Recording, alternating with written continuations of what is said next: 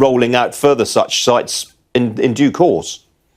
That's absolutely right. I mean, we're a technology, a company with the right products at the right time. I mean, green hydrogen is being adopted all over the world. Green hydrogen is a zero carbon replacement for natural gas. And with many drivers now, net zero, of course, is the most significant driver, but most of the hydrogen that's used in the world, so 600 gigawatts equivalent, so 70 million tons per year of hydrogen is used in industry, and it's all made with natural gas. So it's all made producing CO2. So what you do with an electrolyzer is you make it entirely renewably. You couple it to the electrolyzer to renewable power, and you split water, and you make net zero molecules. And the important thing to remember is that gives you energy storage for renewable power and gives you a net zero replacement for natural gas. So the other key driver is the price of natural gas has gone up significantly. Graham, who are you competing with? What's the competitor landscape like? So we have a number of international competitors, US companies, other European companies, competition from China, but actually we're the world leader. In the UK, we've been leading in the area of hydrogen technologies for a long time, actually. We were the first hydrogen and fuel cell related company on the London stock market. And we've continued to develop our technology and increase our manufacturing capacity to keep pace with what is an incredibly fast-moving industry. Nice to have a British world leader on the programme, Graham. Good to talk to you this morning. Hope to come up and see it one day. Thanks for joining me today. You're very welcome to come round and have a look, Ian. Thanks very much for having me on the show. Thank you. Now, the London-based global emerging markets investment firm Actis has completed fundraising for its latest fund to invest in power generation projects around the world. It was seeking to raise an initial $4 billion for the Actis Energy 5 fund, but it's ended up with $6 billion. The money raised will be deployed in India, Africa and Latin America. Well, joining me now is Lucy Heinz. She's head of energy infrastructure at Actis. Lucy, welcome to you. You've clearly been bowled over with demand from investors. Why is this sector so hot right now? So we're really excited to mobilise $6 billion for the energy transition ahead of COP. And you know, the opportunity in the markets where we operate, not just for energy transition, but also to provide reliable power to populations where demand is still growing, is enormous.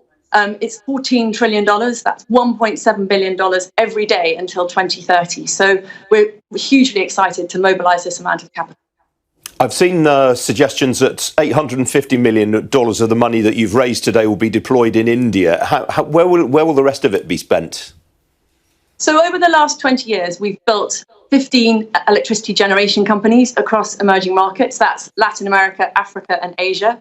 So you're right, we will build renewable energy businesses in India, also in Southeast Asia, Latin America and in Africa. And many of those are action replays of what we've done in the past over the last 20 years, where we've delivered power to 110 million consumers. And is that spread over a broad range of energy assets, or are there particular technologies and particular generation sources on which you're keener? So we're very excited about wind and solar for the reason, basically, that wind and solar are commercially competitive without subsidy in all the markets where we invest. That's because the wind blows more strongly and we have higher levels of irradiance. We also invest in gas because for us, that is part of the transition pathway to a lower carbon future in many of the geographies where we invest. And what sort of returns are you promising investors? So I can't really comment on returns, but let me say that this is our fifth fund. And so our track record and returns over the last 20 years have been competitive enough to bring return investors and many new investors. We have an investor base of over 50 into our fund. But presumably the types of investors who are getting behind this are people who are it's patient capital. They're happy to wait for a longer return over the longer period rather than a short-term gain. So our average hold period is about 5 to 7 years. And we are investing money from pension funds, globally, firemen, teachers, nurses. We're investing from sovereign wealth funds, from family offices, insurance companies. So it is broad-based patient capital looking to build sustainable returns over that horizon. The really interesting thing about Actis is that you were what one might call a traditional private equity investor. You've pivoted towards infrastructure investment. Are the two disciplines very different? In many ways, they are very similar in terms of building businesses that are sustainable in the long term, backing great management teams. But the infrastructure opportunity in the markets where we operate, think about the people who over the pandemic have lacked access to digital, for example, or on power supply, what that's needed in terms of accessing skills, being able to transact. So the infrastructure opportunity, as I said, is just enormous. And that's a really exciting opportunity for us over the longer term horizon. And do you worry that there's too much money chasing too few opportunities in this sector? As I mentioned at the start, it's obviously very hot with investors right now. The fact is that we're looking at markets which are perhaps less served by private equity capital, sustainable capital at the moment. And as I said, $1.7 billion a day, I think there's more than enough opportunity for absolutely everybody. All right, Lucy Hines, good to talk to you this morning. Appreciate you joining me. Thank you. Thank you very much. Some other business news stories now, and the world's biggest educational publisher, Pearson, said today that its sales during the first 9 months of the year were up 10% on the same period last year.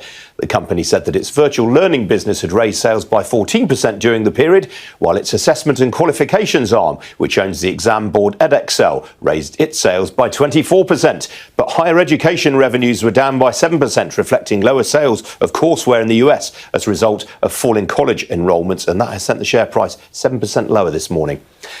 UK biotech company Silence Therapeutics said today it plans to cancel its listing on the AIM market. The company, which is valued at £472 million and which seeks to develop medicines using gene technology, will in future simply be listed on the Nasdaq in New York. Well, the news came as Silence announced a collaboration agreement with the Chinese drug maker Hansoh Pharma, in which the latter will license rights to Silence's technology platform in the Greater China region. Silence is eligible to receive up to $1.3 billion under the agreement.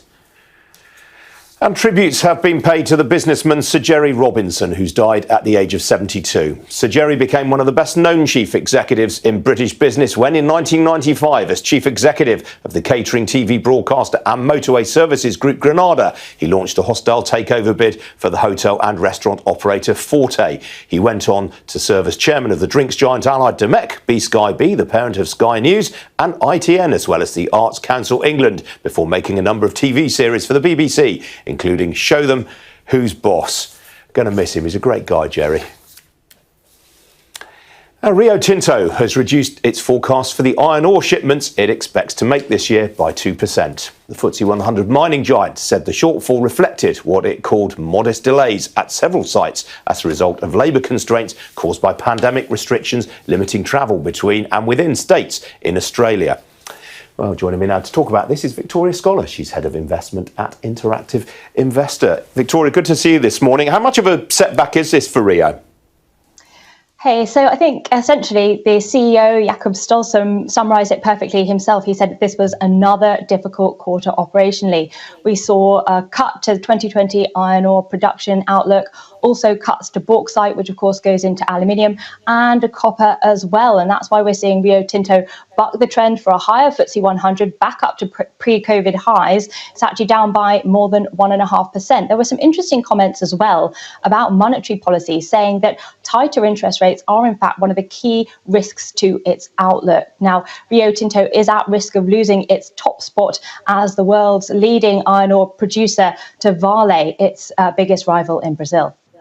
Worth pointing out, Victoria, also, I mean, Rio has cited a lot of supply chain bottlenecks as well. And as you say, material and energy shortages. I mean, it's a big enterprise, this. These sort of things can really bite and hit the bottom line fairly rapidly. Yes, and we've seen a very challenging period for Rio because iron ore prices were at record highs, $233 a tonne in May. They've pulled back to around half of that. We've seen China try to implement its green agenda, which has led to steel production curbs. We've also seen Evergrande, China's second largest property company, which is still at risk of a potential default, systemically very important in the Chinese economy.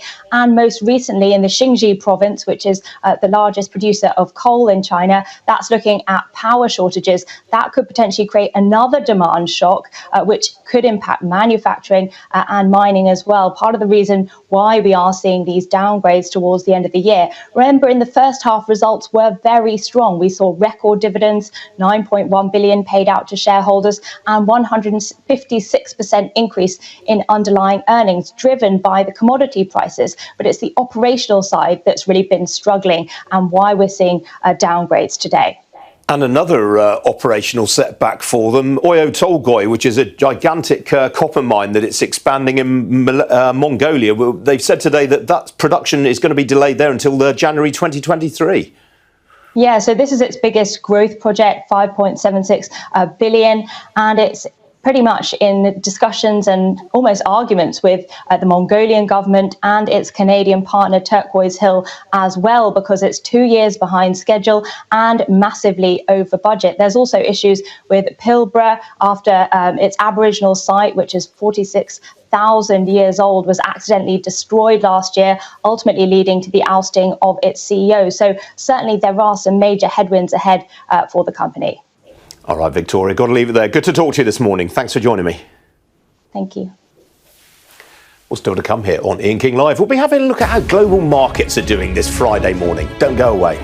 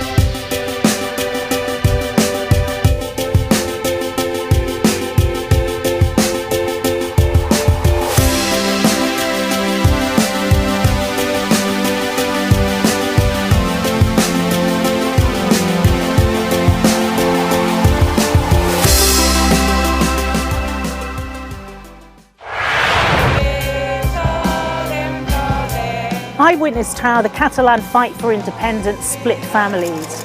It was from this chamber that Carles Puigdemont declared independence. I want to show other people what happened. I'm Michelle Clifford and I'm Sky's Europe correspondent. It's not the aim of the smugglers to actually get people to UK shores, but simply into British waters. There's anger at the police, anger at the government.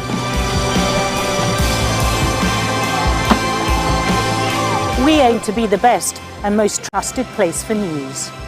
There are real concerns here now about whether the health system will be able to cope. Made by people who dare to challenge. Afternoon, Mr. Barnier. I have no time for any polemics.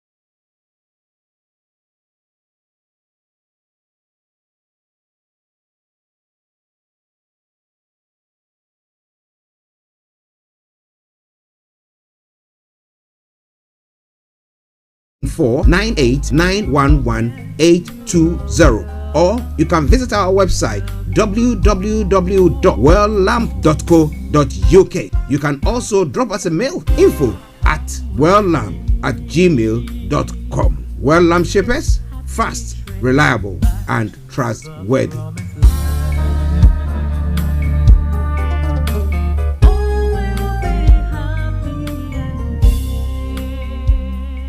Hello, lovely listeners. Tune in to the renewed show with Charlotte. Make it a date to listen to me this and every Thursday at 5 p.m. on Starr Radio UK. Tune in to an hour of power, an hour of encouragement, an hour to inspire you to stay positive and strong in this season. See you there and listen. Getting onto the property ladder has never been easy until now. Join us this and every Thursday from 7 p.m. to 8:30 p.m. live on the Property Hour Show on Starr Radio UK, where we talk to mortgage brokers, property developers, estate agents, landlord, tenant, property consultants on how to invest or get into the property business and make money. You can't afford to miss this. The Property Hour Show is your best source into the property industry. Hi there. Are you dreaming of owning your own house in Ghana? Then you will need a well-documented piece of land that is free from troubles. I highly recommend My Africa Property for any size of land that you will need. With My Africa Property, lands are available in Pram, Sopoli, Tohenia, Ogome, Dodova, Winneba, and many other locations at affordable prices.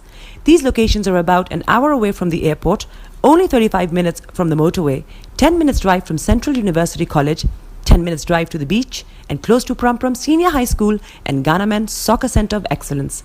For more details, visit our website www.myafricaproperty.com or call our UK office on 0208 123 2523. For our US and Canada offices, call us on +1 585 184 994145. You can also email us at ghana@myafricaproperty.com. Tune in to On Point here on Starr Radio UK with Empress Regina every Monday at 5 p.m. GMT. Looking forward to your company. Hi everyone, it's your girl BB Clement, the author of How to Go From Employee to Entrepreneur and the host of your weekly business show, BB Means Business, the show where we discuss everything you ever wanted to know about business but you were afraid to ask. How do I start my business? How do I raise the finance? How do I grow my business? Where am I going to find my customers? Join me every Tuesday at 1:30 p.m. on Starr Radio UK to get all the information and tips that you need to become a successful entrepreneur and become financially free. Remember, don't let life dictate to you. Rather, put your signature on life.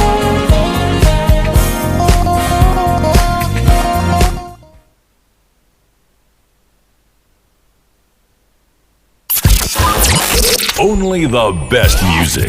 The best radio show. The coolest way to start your weekend. Body is your man. Bekutu, show them you got the cocoa set. Ladies and gentlemen, it's your boy Harry Song, aka Mr. Songs. This is the Kingmaker Baba for the girls. We're here. This is Starr Radio. Don't go nowhere. UK, London. We they call them London for home. For here, we they call them London. And I sabi you know, just have fun and stay blessed. Hi there, this is CJ Buckman, your life coach. And whenever I'm in London, I listen to Starr Radio UK right here. But guess what? You can listen to wherever you are. Broadcasting worldwide, online 24/7. All around the world. In your car. At work. At home. On your smartphone. Radio UK.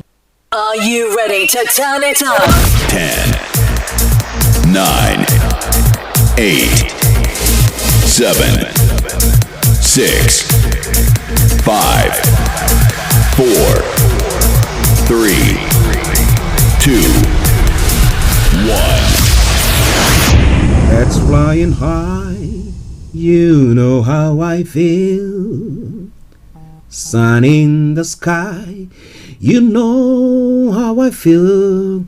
Breeze drifting on by, you know how I feel. It's a new dawn, it's a new day, it's a new life for me,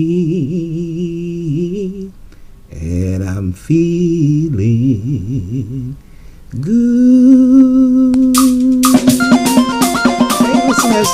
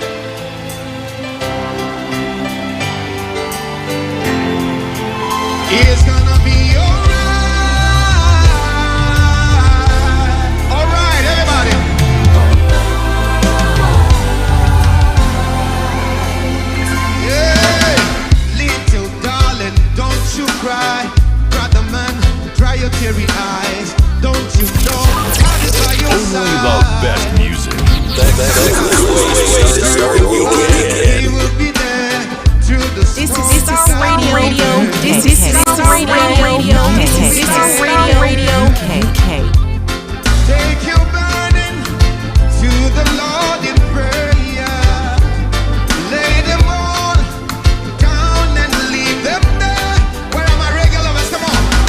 Okay, the regulars are here this morning, bringing you another edition of the morning show.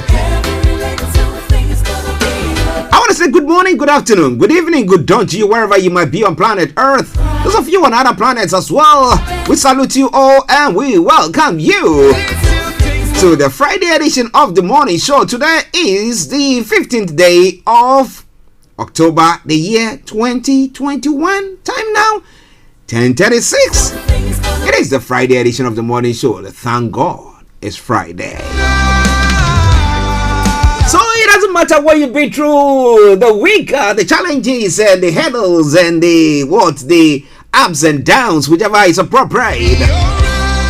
You still made it somewhere, somehow. Alright, everybody. And I want to welcome you to this new day and to the weekend. As I say all the time, your weekend starts from here on Starr Radio UK, your favorite African and Caribbean radio station in London. But let me say good morning to these wonderful people who first joined us before I even come to my colleagues. Shina Yusuf says, good morning, bro. Good morning to you, Shina. And then Babatunde J. Inobile. He said, love you guys. We love you too, gentlemen. Yes, man. But a special good morning goes to my colleagues, Mr. Frank Davis, Mr. Olayomi Koiki, Kojo D, Mr. Dan Tabiri, CEO of GL Accountancy Services, our money man. The team for this morning. But all the way in Aberdeen, I salute you. Felix, I hope you are doing very well and having a nice day so far. Mr. David Cloche, good morning. Mr. Malik Dromani Mahama, good morning.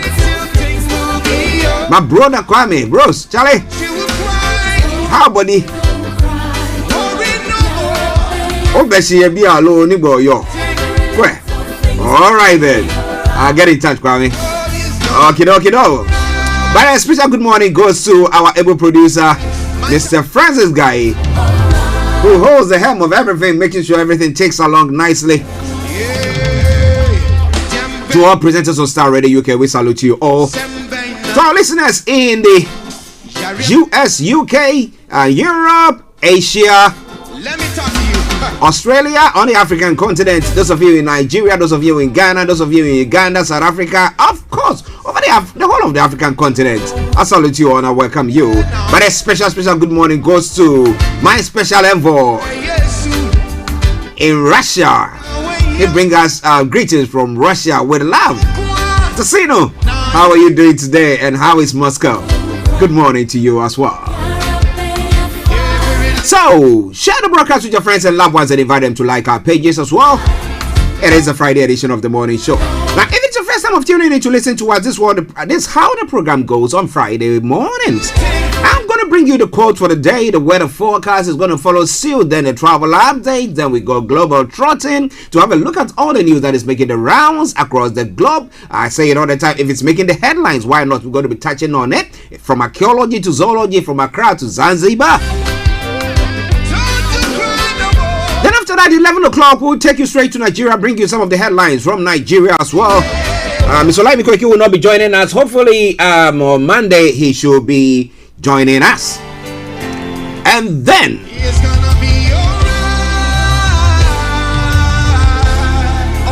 we continue with looking at some of the stories making the rounds from the UK front here and to other parts of the world. At 12 o'clock, the lines will be open for you to add your voice to the discussions wherever you are.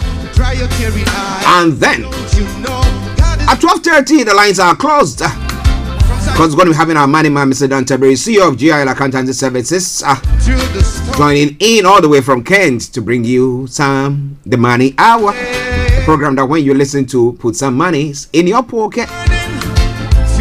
Then at 1 o'clock, the curtains are brought down for the end of the program. So in a gist, that is what it's going to be. There's going to be lots of music as well during the course of the program as well. I'm going to make sure this travel or this journey is kind of cool. But remember, I say it all the time. If you are standing, hold on to something. If you are sitting, sit very comfortably. Yes, there are situations where seats have tumbled and people have crashed somewhere else. But you don't want to do so. So sit very comfortably. Get yourself a hot or cold drink, whichever is appropriate. And chill. And enjoy the flight. Of course, I am. This is the morning show with Archie. I'm playing in the background, Kasibrin Pong saying everything is gonna be alright. It doesn't matter. I can assure you. Some way, somehow, it does happen. I know you've done your best, you've tried, you've pushed, you've done everything. Cross the I, cross the T's, dot the I's, underline whichever. Make sure all the punctuations are at the right place. Yet at times it doesn't go through. You've done your best. Leave the rest to God. And just let's enjoy this ride. Okay? Welcome on board once again. Okay, let's dash on straight to the my apologies, the daily code, so that we can go on to the weather forecast and the travel update as well. So your future is a product of the efforts you make today. Your future is a product of the efforts you make today. So the effort that you're making this morning to listen to us, is bettering your future for you. I can tell you assuredly. That is my way of the code for the day. Whatever thing that you are doing, put your best foot forward. Starr Radio UK.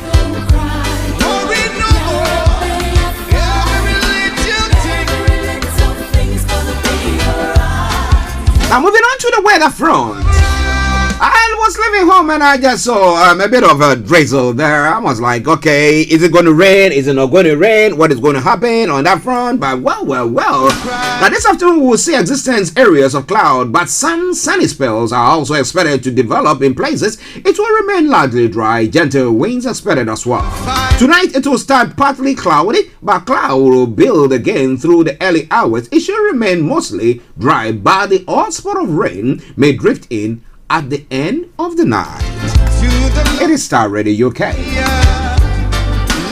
The total temperature is going to be 15 degrees. The lower is going to be 9 degrees. UV level is going to be low and pollution is going to be low as well. Sunset 18:08 and sunrise for tomorrow morning 07:24 hours. Now let's look at the weather for Saturday. I have an event to attend tomorrow, so I don't want no rain. But well, we don't make the rain, do we? predictions, but let's see what is happening. Now, tomorrow it will be largely cloudy day, but a few sunny intervals can also be expected at times. There is the chance of the odd spot of light rain or drizzle. Winds will remain light. Okay, so that is the weather for you for Saturday.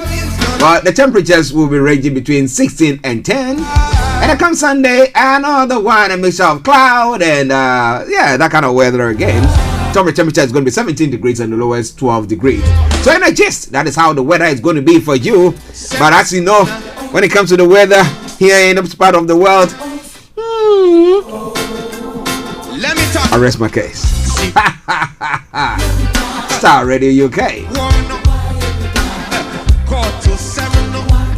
Okay, time for the fall. We take a quick break. We come back and I'll bring you the travel update. Stay tuned. Don't you go away. Starr Radio UK, your favorite African and Caribbean radio station in London. Tune in to On Point here on Starr Radio UK with Empress Regina every Monday at 5 p.m. GMT. Looking forward to your company.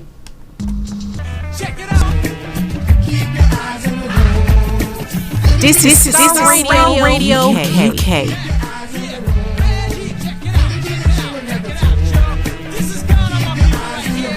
Okay, keep your eyes on the roads. Keep your eyes on the roads. I'll keep it updated. I promise. I'm on the Starr Radio UK travel update. It comes your way every weekday from 10:40. It's now 10:44. Wherever you are listening to us from, what is the travels there like? Are you in a dreadlock or what? Whatever it is. But here in London, and on the underground, the second line has got minor delays. Waterloo and City lines, as usual, planned closures there. But on the second line, minor delays due to train cancellation. That aside, all the others have got good service. London Overground, TFL Rail, DLR, London Ramlane, good service there as well.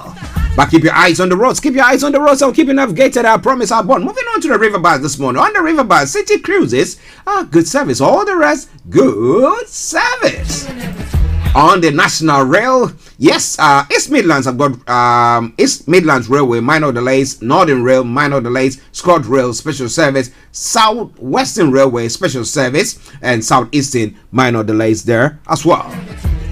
But keep your eyes on the roads. Keep your eyes on the roads. I'll keep you navigated. I promise I'll be on the Starr Radio UK travel update. I comes away every weekday from 10:40. Okay, let me say good morning to Aunt Mary, Mom. Good morning to you, Mrs. Mary Bruce. Okay, so on the final segment of the travel update, A4 has got closures, A41 closures, Central London Red Routes closures, South Circular A205 closures, and A23 has got serious delays. But let me bring you a bit of the details of that serious delays on the A23. London Road, all directions at the junction of Winterbourne Road, temporary traffic lights in operation to facilitate Thames water work, and that is causing slow moving traffic through the work-in area. So wherever you are, I want to say good morning, good afternoon, good evening, good dawn to you wherever you might be on planet Earth. Enjoy your commute for today, but you know what? Continue to keep those eyes on the roads. Dreaming of owning your own house in Ghana? Then you will need a well-documented piece of land that is free from troubles. I highly recommend My Africa Property for any size of land that you will need. With My Africa Property, lands are available in Prampram, Sopoli, Tohenia, Ogome, Dodova, Winneba, and many other locations at affordable prices. These locations are about an hour away from the airport, only 35 minutes from the motorway, 10 minutes drive from Central University College, 10 minutes drive to the beach, and close to Prampram Senior High School and Ghana Men's Soccer Center of Excellence.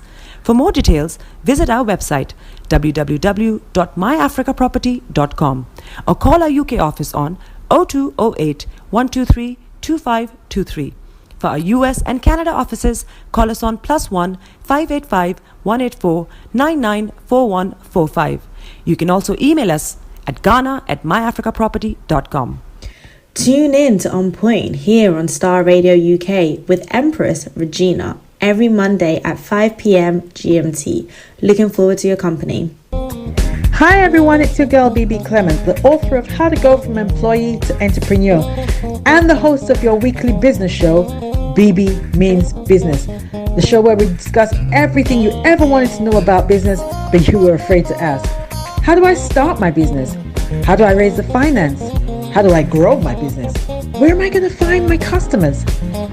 Join me every Tuesday at 1:30 p.m. on Starr Radio UK to get all the information and tips that you need to become a successful entrepreneur and become financially free. Remember, don't let life dictate to you. Rather, put your signature on life. Hi guys, this is your friend Uruj from SendWave. SendWave is a money transfer app that is used by people all over the world to send money to their loved ones in Africa. With SendWave, you can send money to Ghana, Nigeria, Kenya, Uganda, and Tanzania. And the best part is, SendWave is absolutely commission-free. Our exchange rates are excellent. You can see for yourself by checking them out on our website. So how do you use SendWave? SendWave is an app that you can download onto your phone from the App Store or Google Play Store. The app is free to download. After downloading it, just open the app and enter your name, email, and phone number. That's it. You're good to go. Make sure you use the promo code SR, S for Star, R for Radio. This promo code will give you £5 free credit to send to Africa on your first transaction. Your money will be delivered to your recipient within seconds. Feel free to call me on 0749 7377 647 at any time. I'll be happy to tell you all about SendWave and help you in any way I can. Remember to use the promo code SR for £5 free credit. Medasse. Check me out. He tells me my energy is making him tired. Yes! How do you get the energy to do I've been told that I have a lot of energy, but my goodness, I think today I have met my match, people. I have met my match, Miss Suzanne. Wow, amazing. One of the things that's the start of digging the hole of darkness. So what did that? Myself and the world will adjust. And 2019. Forget the proverbial boardroom. Join me, Simone Frazier, on The CEO, the program that gives you the driving seat over your life. Every Tuesday, 8 p.m. only on Starr Radio.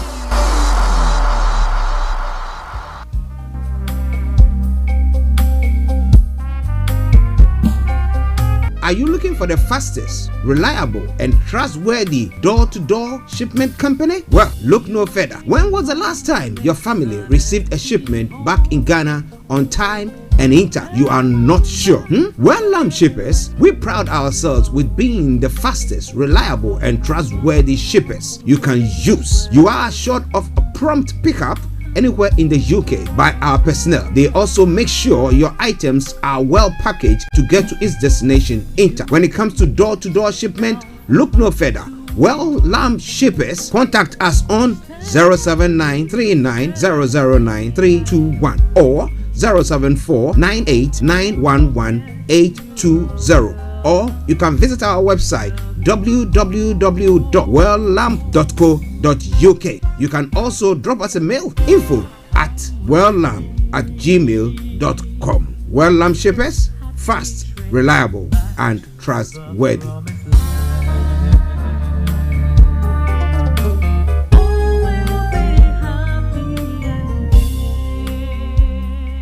Hello, lovely listeners. Tune in to the renewed show with Charlotte. Make it a date to listen to me this and every Thursday at 5 p.m. on Starr Radio UK. Tune in to an hour of power, an hour of encouragement, an hour to inspire you to stay positive and strong in this season. See you there and listen.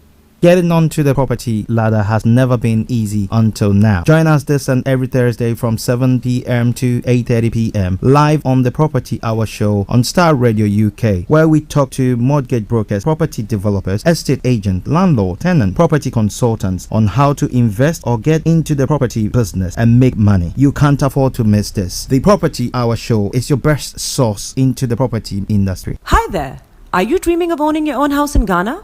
Then you will need a well-documented piece of land that is free from troubles.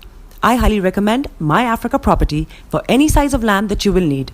With My Africa Property, lands are available in Prampram, Sopoli, Tohenia, Ogome, Dodova, Winneba, and many other locations at affordable prices. These locations are about an hour away from the airport, only 35 minutes from the motorway, 10 minutes drive from Central University College, 10 minutes drive to the beach, and close to Prampram Senior High School and Ghana Men's Soccer Center of Excellence.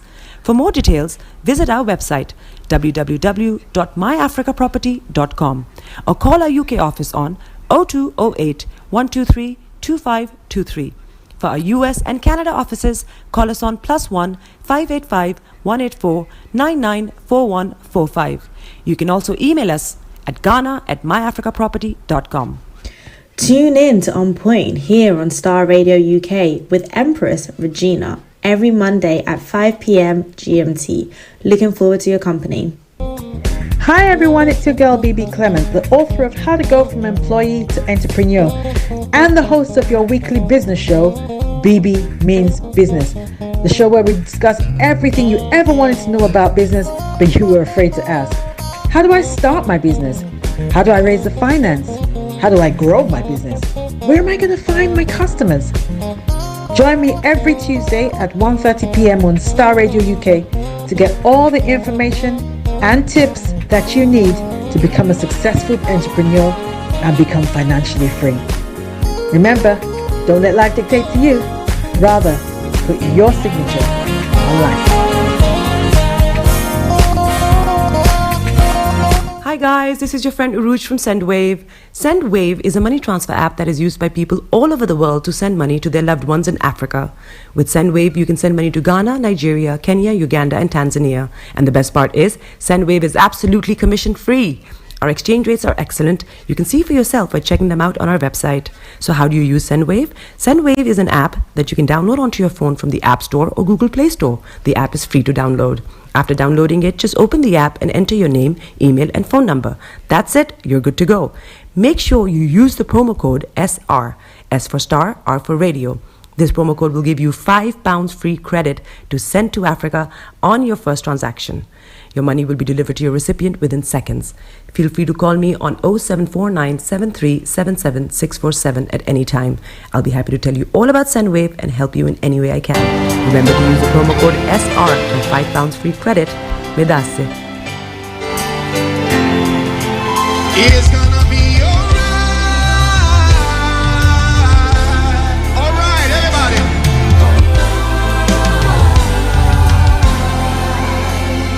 Yeah, little darling, don't you cry, brother man, dry your teary eyes. Don't you know God is by your side, from side to side, through the fire, He will be there. This is Star Radio UK. God will be there. Through the rain, God will be there. Take your burden to the Lord in prayer. Lay them on. Broadcasting worldwide, online 24/7.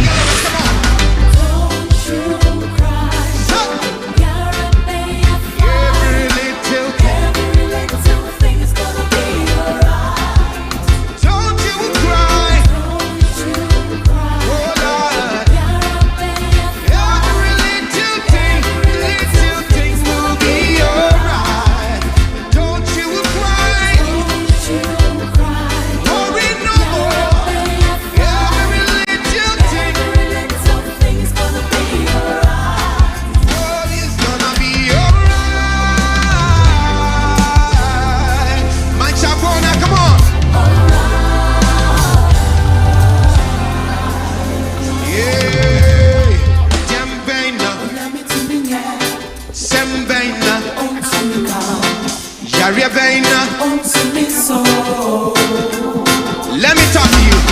Sika semno, abawono, koto semno.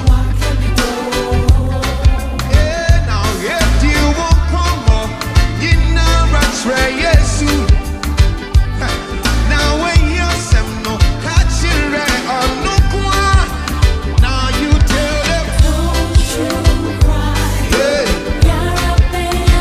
Every little thing's gonna be alright.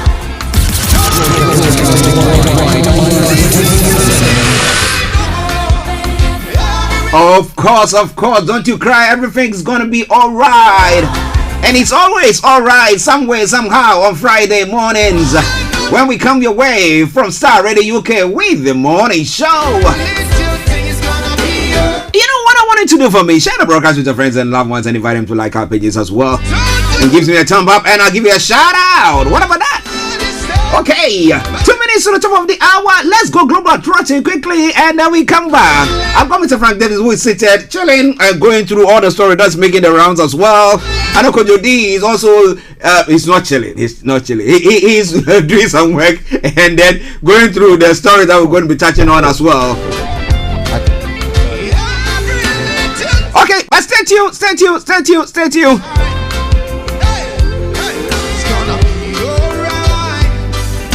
Okay, one quick commercial break and then we come back to you.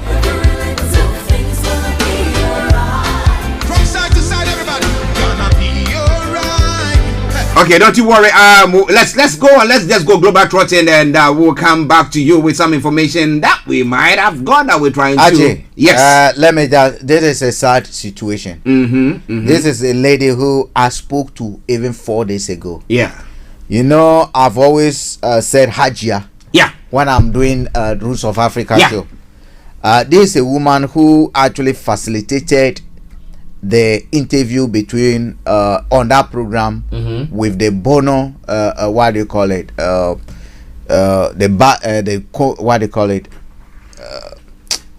that chief King Bashir. Oh, okay. Of this what do you even call them? The Fulani. This is in Nigeria. In Nigeria.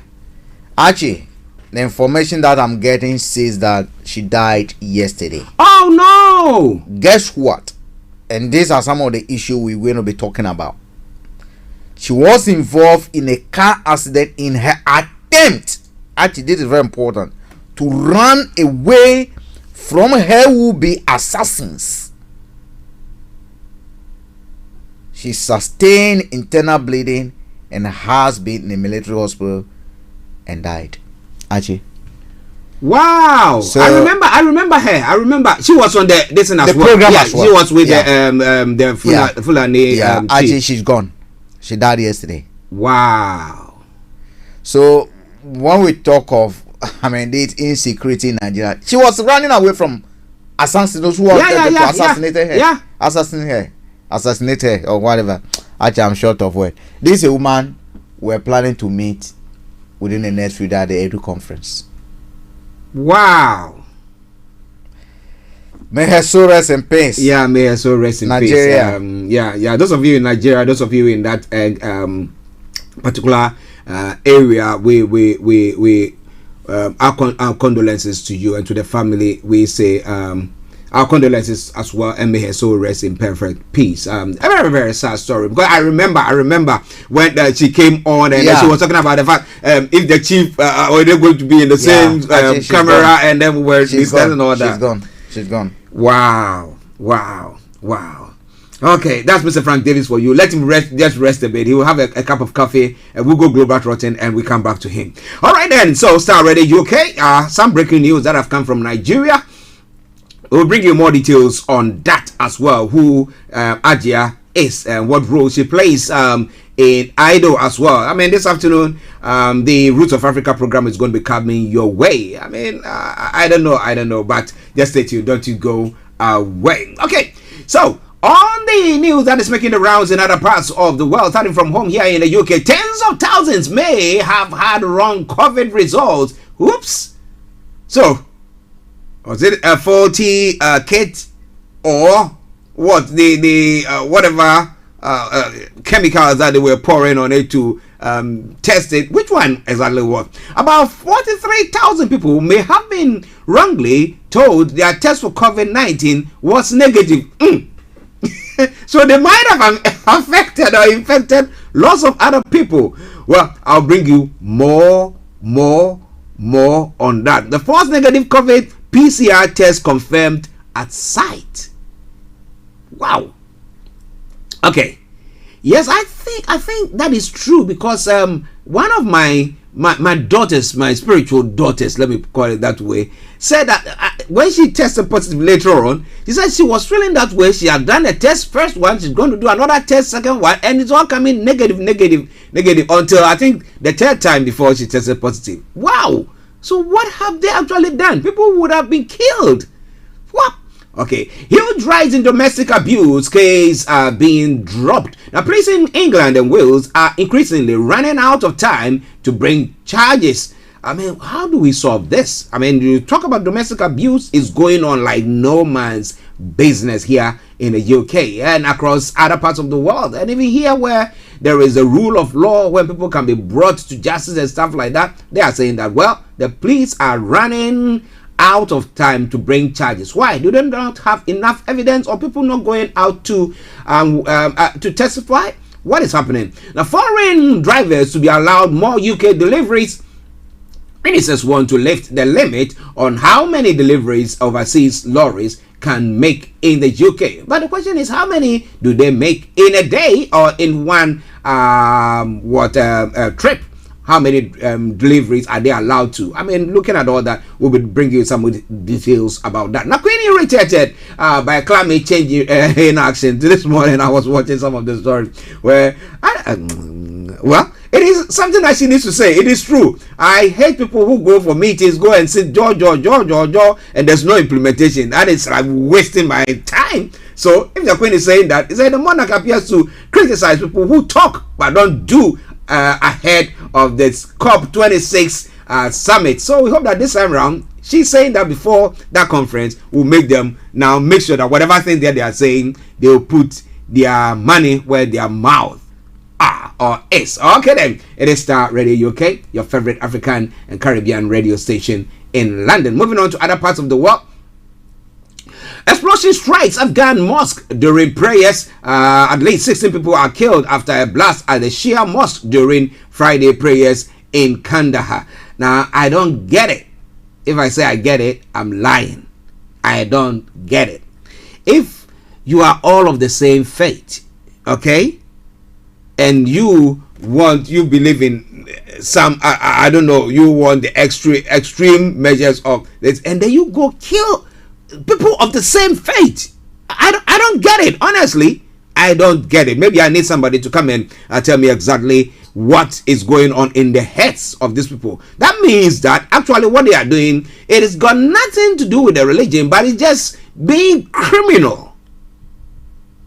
We'll be looking more into that story as well. And Norway probes bow and arrow suspect's sanity. Psychiatrists are examining a man suspected of killing 5 people with a bow and arrow in Norway, I think the day before yesterday.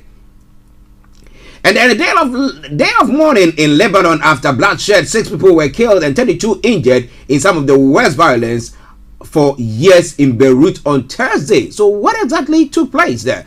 Bill Clinton is in hospital for non-COVID infection. The former US president is said to be on the mend and in good spirits. In hospital in California, is most likely he will be released today or discharged today. And then Italy port workers strike over COVID pass rules. About 2,000 workers are outside Trieste Port, angry that the widely used pass is now mandatory. Are we going to get to a point where no COVID passport, and then they will tell you, no, you cannot come in, or what? Well, we could do the test. So let me just get a kit. The lateral one, we do it. I can do 100 times, and then we can just get it. You know that, well, somebody has not gotten it. It's not gotten the virus. But what do you think about all that? It is Starr Radio UK. US tycoon sentenced to life for murdering a friend. That is an old man. Robert Dust was convicted of killing his best friend in 2002, and is a suspect in 2 other deaths. Oh my goodness, upon all his money. And then when it comes to some of the other stories, the mystery of how long COVID damages our memory. Since Chrissy Gibson was diagnosed with COVID-19, she has had to relearn many aspects of her life. So what is the impact of long COVID? And then Congress is plotting criminal charges for ex-Trump aide Steve Bannon, could face around 1 year in prison for non-attending Capitol riot hearing. Oh my goodness. Okay, it is Starr Radio UK. Is Trump power over Republicans starting to slip? That was a question that was posed a couple of days ago. Some more updates will be coming from there. Now, Blaze hits El Ghana Film Festival site in Egypt. A fire broke out at the site of Egypt's top film festival a day before it's due to start. What was the cause of this fire? And And when somebody say, what is the damage that has been caused there as well? It is Star Radio UK. Brazil soldiers who shot dead a musician have been convicted. The men fired dozens of rounds into Valdo dos Santos Rosa's car, killing him and a bystander. Why? Was it mistaken identity? Or what was he doing? Was he doing anything criminal? Okay, it is Star Radio UK. Moving on to other parts of the world. A French minister said Brexit made UK supply chain crisis worse. France finance minister also said that Europe will be the world's key economic powers, which is obvious. That's what is going to happen. It looks like now the government here is trying to somehow ease the tension, saying that, well, you can come into the UK, the truck drivers, and come in. You can have multiple drops, but as whether people would love to just leave their countries, like we were saying yesterday, Felix was even on that, saying that, look, people are comfortable in their own backyards. They can just wake up and go and do whatever and come back. Nobody is being hostile to them. Do you think they will want to just travel here and come and do all that? What other measures have been put in place for them? Okay, it is Star Radio UK, your favorite African and Caribbean radio station in London. Now, Scott Morrison has said he might skip the summit, reigniting criticism of Australia's climate vows. The Australian Prime Minister is saying that he might, but well, he's been forced some way somehow to say, come on, you got to be here.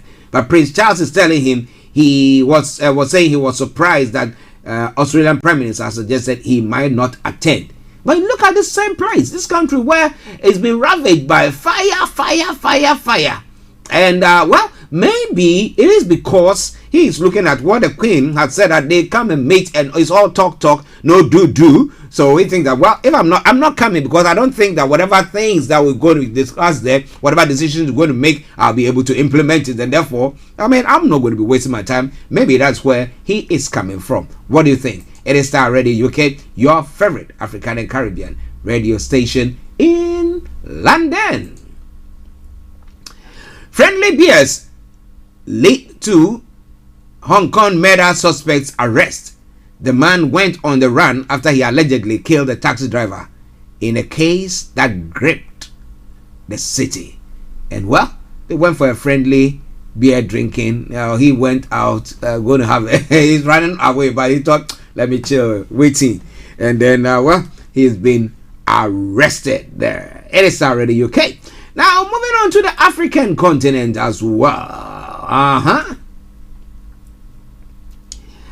South African military veterans hold ministers hostage.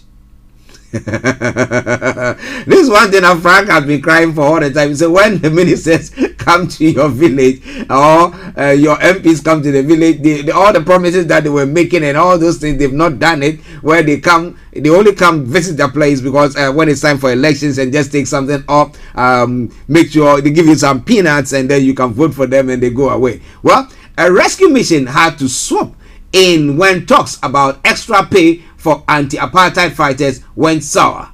And so they decided, you're not going nowhere. They now had to get the security agency to come and rescue him.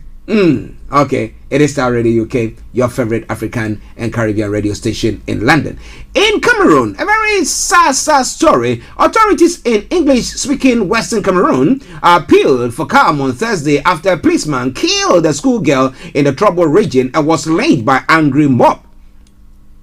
The incident took place in Wero, a hotspot city in a region where Anglophone separatists and government forces in the French-majority nation have been locked in bitter 4-year-old conflict. Now, he urged the public to be calm. This is sad and unfortunate incident, the governor of the Southwest region, Bernard Okalia Bilai, said on a state TV. Bilai Chamango, head of local campaign group called Human Is Right, said a woman driving children to school was ordered by the police to stop at a checkpoint. The driver didn't obey.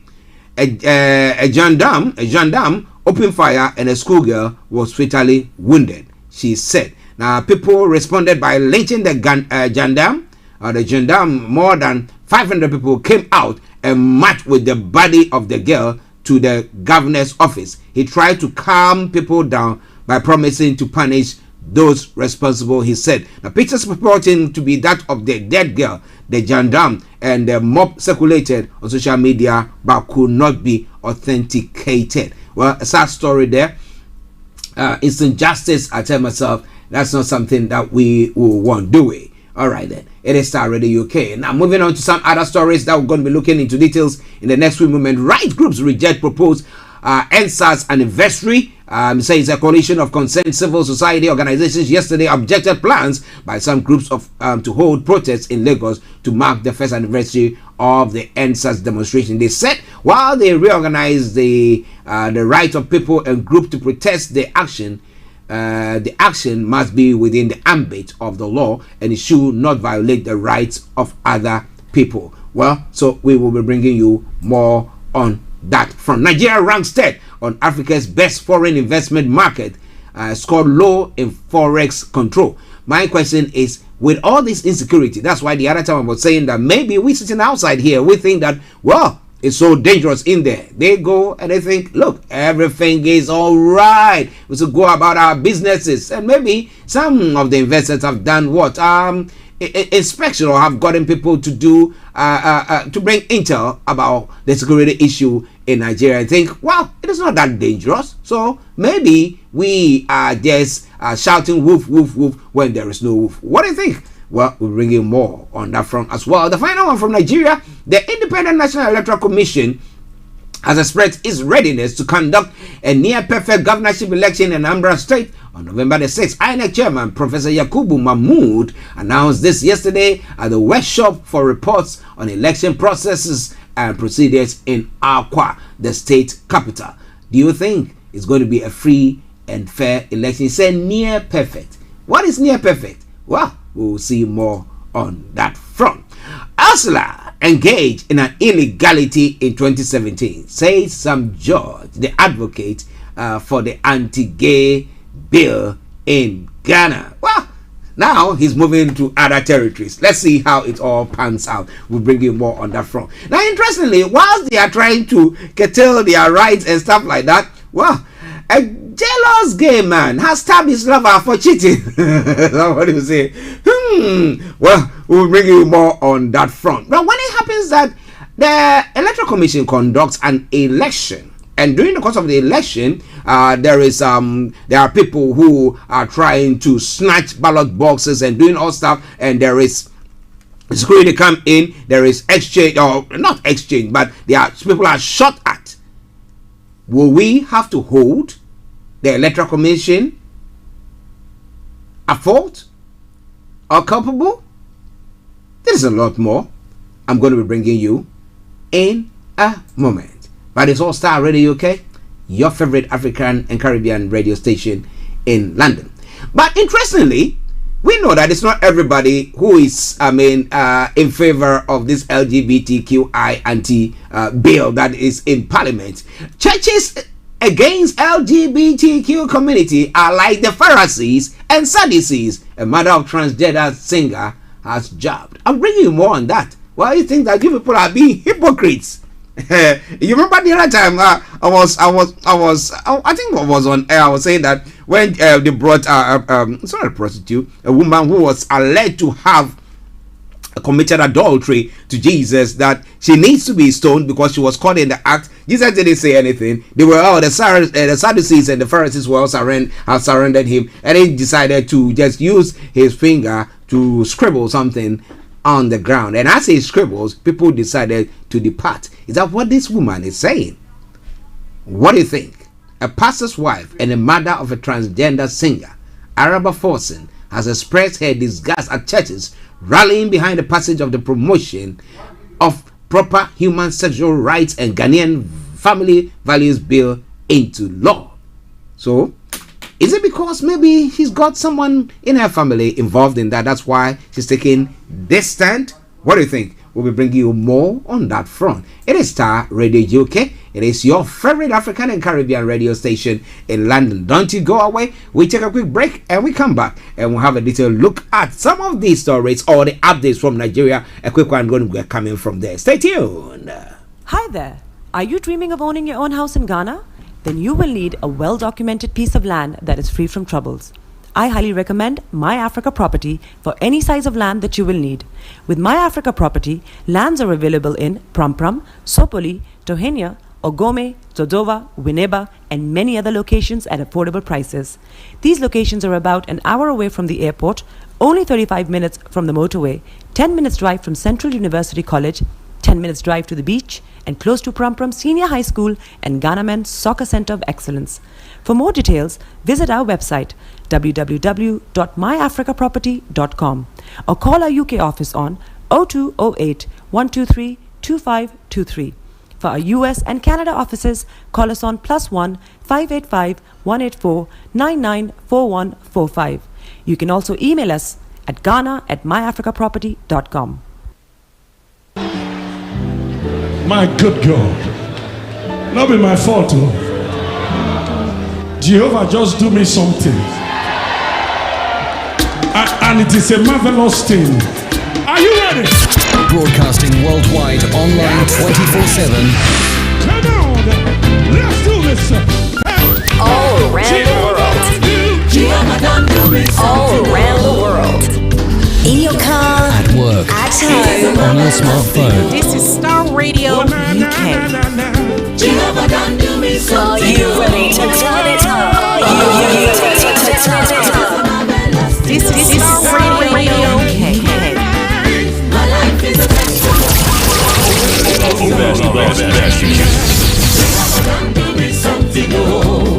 Come on now. My life is a testimony. It is a marvelous thing. There is a reason I'm singing. Come on. Yeah, there is a reason I'm dancing. Oh, na, na, na, na. Yes. I'm counting all of my blessings. Come on. Naming all of them one by one. God has been good to me.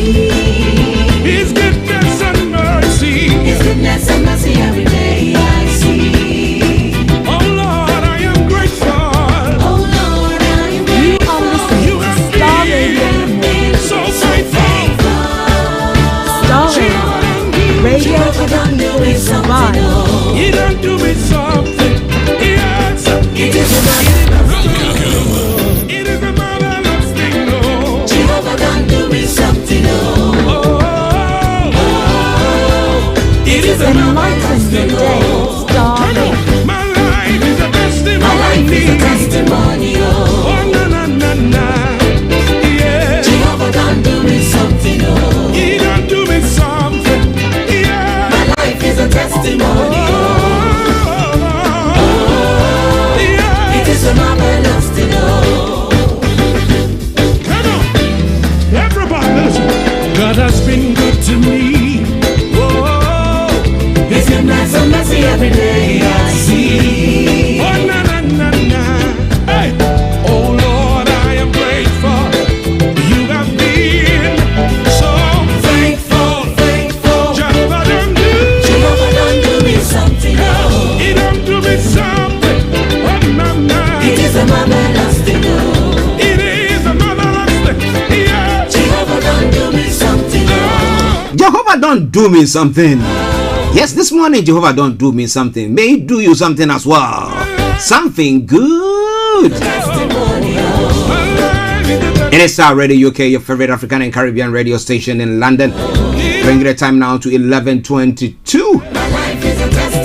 It is a Friday edition of the morning show. A marvelous thing from Samuel Pusso. They comes out with very, very nice music as well. And of course, as I say all the time on Starr Radio UK, we bring you nothing but only Okay, don't you worry. During the course of the program, I'm going to bring you some more music. If you know anybody who is celebrating their birthdays or having a special event you wanted to give a shout out to, just feel free, get in touch with us, and I promise you we're gonna be doing that. But again, let me say good morning once again to Sheena and Babatunde. Wherever you are, have a lovely day. Thank you very much for joining in as well. But share the broadcast with your friends and loved ones, and invite them to like our pages as well.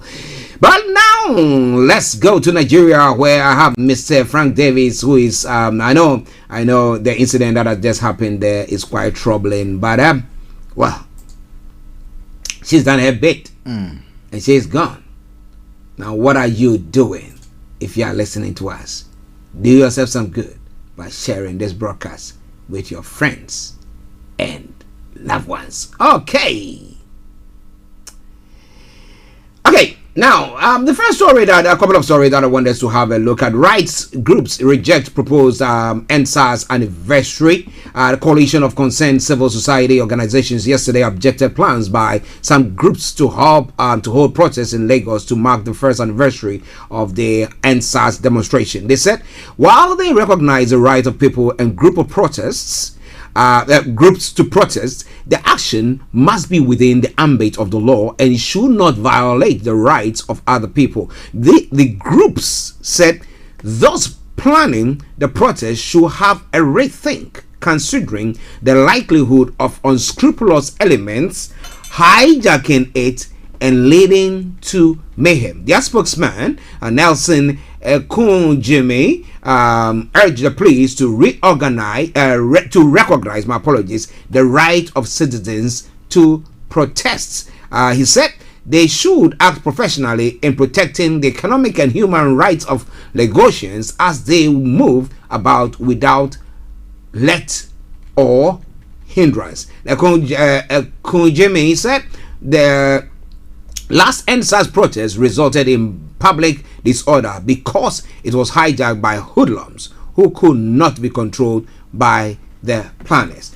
Now, Frank, I'm looking at this story. My first question is it because they don't have a leader? You remember during the protest, we were saying, who are the leaders? Because there should be some form of... We know that when you go on protest, at times, like you said, you quote, there's a quotation that you do normally quote, ascribing it to one of the Russian leaders, saying that some force overwhelms you, and then you might go a bit. Social force. Yeah. But you see that when there is a leader, there are leaders in there, they are able to manage it rather than just being something that is just going on. Actually, we know as a matter of fact that the NSTART movement did not have a definite leader, although there were rumors of meetings having taken place between the likes of Dangote and some individuals to try and them down. Some businesses looking at the impact that the protest was having on their businesses. But one thing we know is that there was no definite leader you can pinpoint or who responsible, and they did that deliberately because the authorities would have clamped down on any person who surfaced as a leader. With any time there's a protest, we saw what happened when Suwele organized a demonstration. He was nipped. So basically, it was a tactical move, not to basically have someone as our spokesperson, our leader, or anything of sort, to basically shield almost all of us from whatever matter, which I think was a very good tactical move. Now here comes a point where you want to do a remembrance of, which I do 100% agree, and even the police commander who was basically saying no, I do know that within his heart he do believe that it's not been good, but like these people are saying, it has to be within the law. I'm never going to be in a because this is a remembrance thing.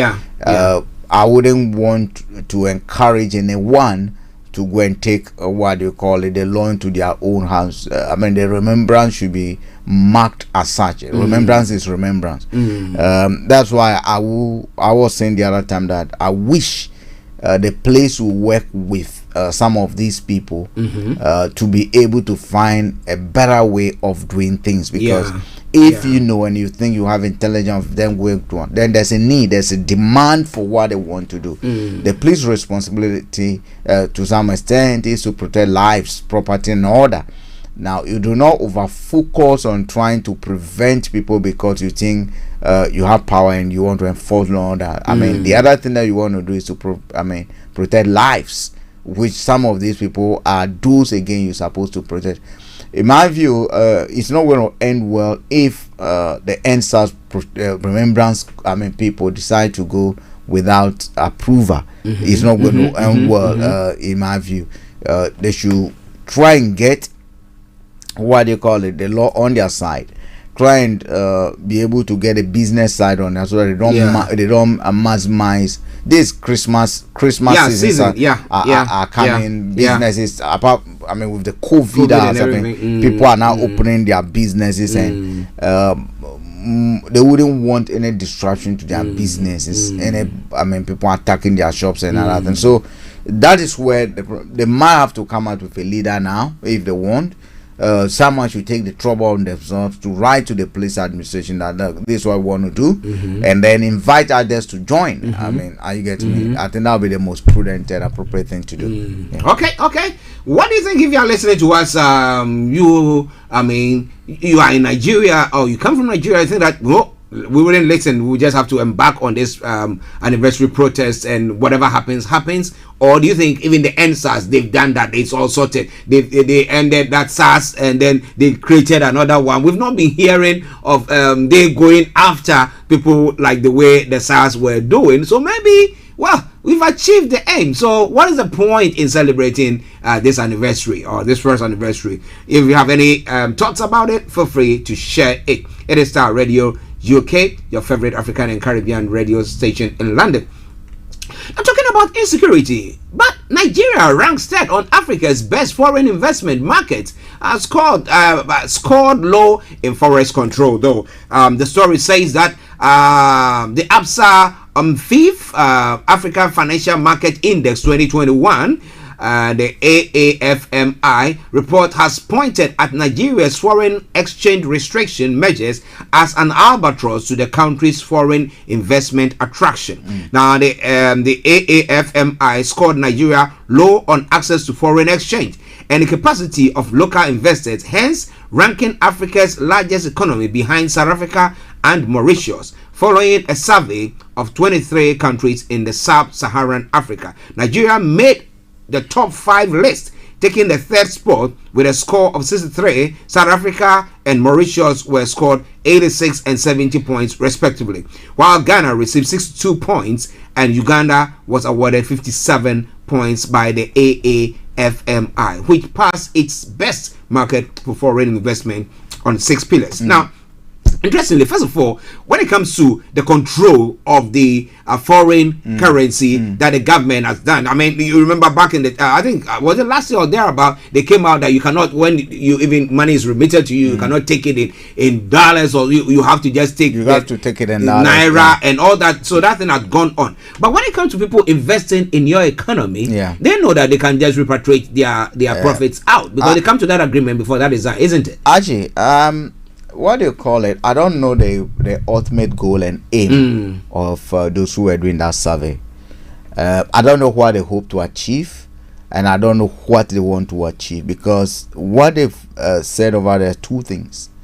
If you take Nigeria case for instance, they say Nigerian does not give free access for people to get hold of foreign exchange, which again will impact on what do you call it, how people take their money out. You recall that there was a point in time people were arrested for holding a lot of dollars. It happened also in Ghana. It puts a lot of pressure on the now in Nigeria today, if you send money, you receive it in dollars. The bank charges you a little bit, so they don't give naira because they want to get more of the dollars into the system. You are sending dollars, and therefore you're gonna take it dollars.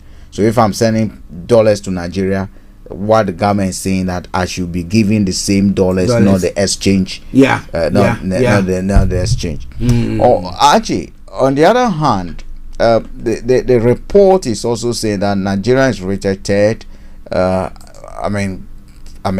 Preferred destination for not the actual inflow, but preferred destination. Okay, for investment. Investment. I would have it would have interest us if they would have told us, probably because of time, the list of the countries where those surveys were done, because they said 23 countries. Are they the Western countries, or are they what do you call it, the local countries? If you're talking about the Western countries, these people are driven purely by profit and much of profit, and therefore countries that they see as easy to take their money out quickly will be where they will prefer. Now, when you talk of what do you call it, preferred market, Nigeria should have been one of the biggest market but for the risk, because it's the biggest economy. Because it had the biggest economy. And if I am going to be producing toothpick and there's a huge market over there, why will I want to go inside the same, let's say the same cost of factory? Well, there's certain land might be the same. There's certain costs that will not increase. Machinery probably to go up. Workers will go up, but there's certain fixed costs will stay the same. Licensing will be the same. Are you getting me? And I'll make more money. Why will I want to go and site in Burkina Faso, Niger, instead of siting in Nigeria? But for security reasons, Nigeria should be, on top of the most preferred list by all indication. But that is not what is happening, and it should be a concern for the Nigerian. But I think that the issue of tightening, well, I wouldn't call it tightening, because the law still allows people to take their money away. This is access to the foreign. I don't think we should be restricting people access to it, but the laws should prevent people from coming to invest and taking everything out. That I frown on it a lot. Okay, listen to Starr Radio UK. I found a story from Nigeria, one that I just chanced on. Now, Buhari, the most loved politician in Nigeria's history, he's popular than Awolowo, Azikwe, Aminu Kano, and others. Says who? The presidential aide, Femi Adesina. Now, this says the special advisor to the president on media and publicity, Femi Adesina, says Nigeria loved President Muhammadu Buhari more than the late Nnamdi Azikwe, Obafemi Awolowo, and Aminu Kano. Adesina disclosed this in an article on Thursday titled "The Essential Buhari VP Osibanjo Got It." Okay. Now, the presidential spokesman said he aligned with thoughts of Vice President Yemi Osibanjo that Buhari is probably Nigeria's most popular politician.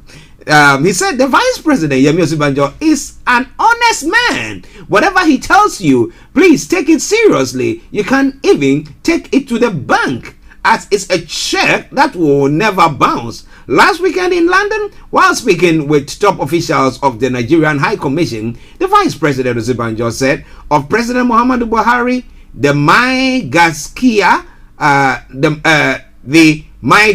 meaning honest man. The president is possibly the most popular Nigerian politician that ever had in generation. He is possibly the only person who can go into a place of somewhere without bossing people together, and they will come and listen to him speak. Wonderful. I wish I don't have to comment on this, because probably my words might be too offensive. Might be too offensive. You see, these are headless, bootlicking leaders and spokespersons. that have their luxury that they are living currently linked up with the egos of what they call a feeling and a field Buhari. What do they do? They are feeding him with ego. Buhari sit down still. Have you heard what Osibanjo has said? Yeah. Because Osibanjo had to play so that he's endorsed and so that that's what they are doing. But I thought Osibanjo is an educated man. Yeah. Well, but that is personal opinion. At the end of the day, where did he do the survey to say he's the most loved man? If they want to test it, they should go and bring JJ Okocha to come and contest with Buhari to see who get more votes. Are you getting me? That just a footballer, not a politician. They should go and bring Okocha. I bet Okocha will beat him hands down.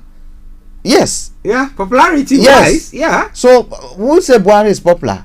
He is popular among his own people. He is popular among people. It's just like the way, look, actually, in our politics in Africa, if you put a goat that has not got even 2 legs, but it's a goat, put an MPP t-shirt on it. Are you telling me who to me who say it's not the best and the most popular? He said this one is even better than human beings. We are voting for it. Go and pick a chicken without an eye and put an NDC t-shirt on it and call Sam George to comment on that. That is better than gay and lesbo. Actually, let's move on. Forget about this bootlicking. What do you call it? What do you call it? Family of Asarok or whatever they call it. Because I'm looking at it. Are they looking at notoriety? Actually, they are not looking at anything. They are looking at how they are profiting. They are just looking at the luxury lifestyle they are living. I mean, the spokesperson, who is he speaking for? His job is to market Buhari. His job is to. Do you think? Actually, this is no brainer. Do you think this man should go and say? I mean, Buhari is not a rubbish. He can't even get back to his office. They can't even get Osibanjo to go and go to an ambassador, an ambassador who has been appointed by Buhari, and when he's needing support, I mean, and some of these diplomats are going to play that key role in supporting his candidature. To go and say, even Buhari, even when we have a problem, he only take toothpick and cleaning his teeth. That's the day. No, so actually, some of these comments, let's forget them. Okay. Listeners, that's where we bring the update from Nigeria to a close. But I promise you, God willing, Monday we'll be having Mr. Olayomi Koiki in when he'll bring you some more details. And that project that I said he was working on, we'll be bringing you more details on that as well. So wherever you are, stay tuned. Don't you go away. We take a quick break. We come back. We look at some of the stories that is making the rounds here in the UK. While COVID test lab in Wolverhampton suspended over wrong results. Thank God it's Wolverhampton. We'll be looking into that. 43,000 people in England and Wales may have been wrongly told their COVID-19 test was negative because of errors at a private laboratory. Did they go on to go and infect others because they thought, I'm negative, I have a cough, I'm sneezing, and I'm negative, and they went to an event? What about that? Stay tuned, don't you go away. Starr Radio UK, your favorite African and Caribbean radio station in London. Hi there. Are you dreaming of owning your own house in Ghana? Then you will need a well-documented piece of land that is free from troubles. I highly recommend My Africa Property for any size of land that you will need. With My Africa Property, lands are available in Pram, Sopoli, Tohenia, Ogome, Dodova, Winneba, and many other locations at affordable prices.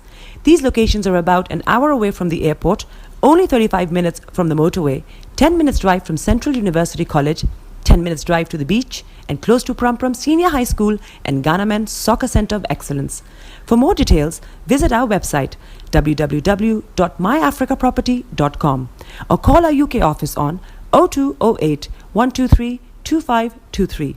For our US and Canada offices, call us on +1 585 184 994145. You can also email us at ghana@myafricaproperty.com. Tune in to On Point here on Starr Radio UK with Empress Regina every Monday at 5 p.m. GMT. Looking forward to your company.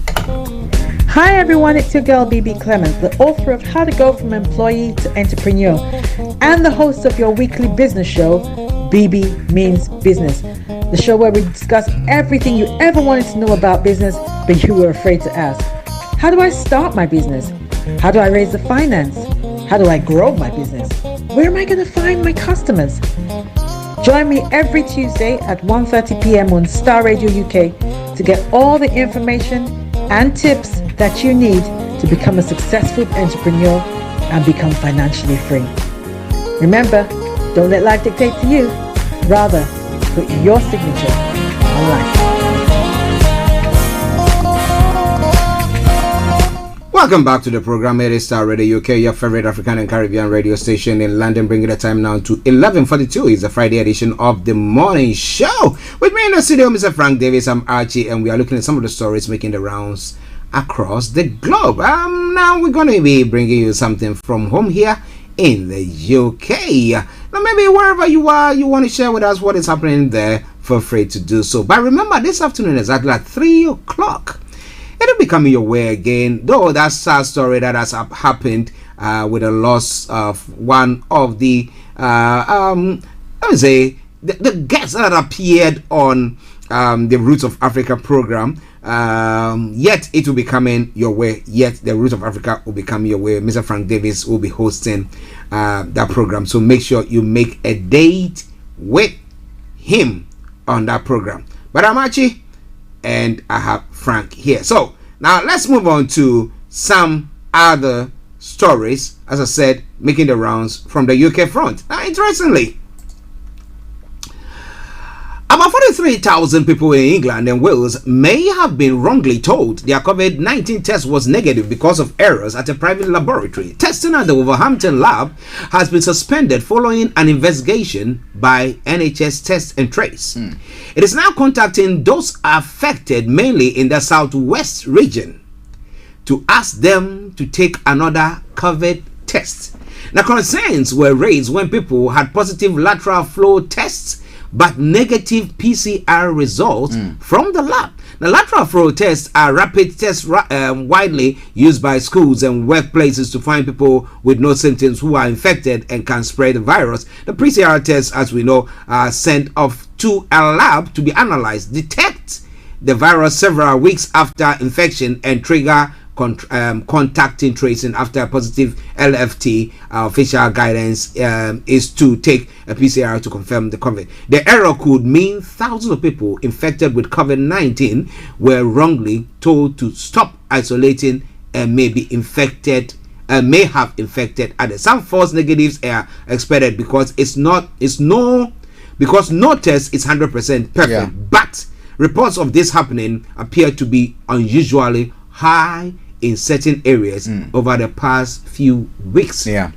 Now we've had a rise in infections in the teenagers at the moment, and the schools were looking at whether during the half-term break they should extend the half-term for maybe a couple of weeks to see whether it will curl the rise, and then they come back. Which authorities were saying no. But with this story that is made around this morning, that is a bad thing that has happened. I mean, it's unfortunate that people were probably wrongly diagnosed. I mean, that is medically a very fatal error. Anytime it happens in medical field, it's not the first time people have been wrongly diagnosed. The consequences on both the individual and the public is not good, and rightly so. At a time where we're trying to control infections, any false negative results potentially means that those in line who could have been saved or those who could have avoided being infected have actually been brought in line for infection. Because if I'm feeling unwell and I go and test and tell me, look, I'm negative, then I go about my activities as normal. The precautions that I take, whether I'm shielding or whatever I take, I do not look at that, but I just go ahead as normal. It's very unfortunate it's happened, but the most important thing for me here is that what are they going to do, and they're acting upon it, which is good. The issue about the increase in the number of infections, actually that for me is a done deal, because at the end of the day we know that more people interact, infections will increase.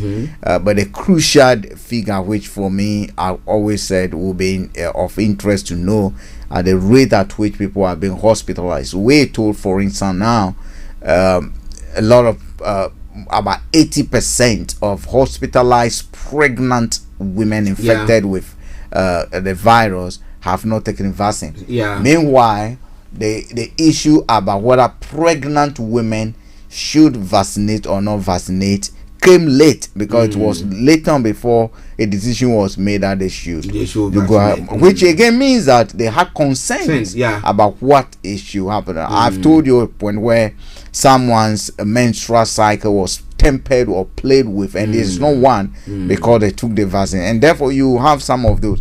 No wonder people who might be pregnant might be looking at, look, let me abstain because we do not even know the risks on the features.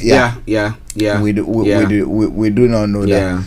So I am not concerned too much about the numbers that are increasing, although the more people get infected, it tells you that the more and the likelihood that they also go about to infect other people. But we've opened our theaters, we've opened out the stadiums, we've opened out we go about doing everything normally.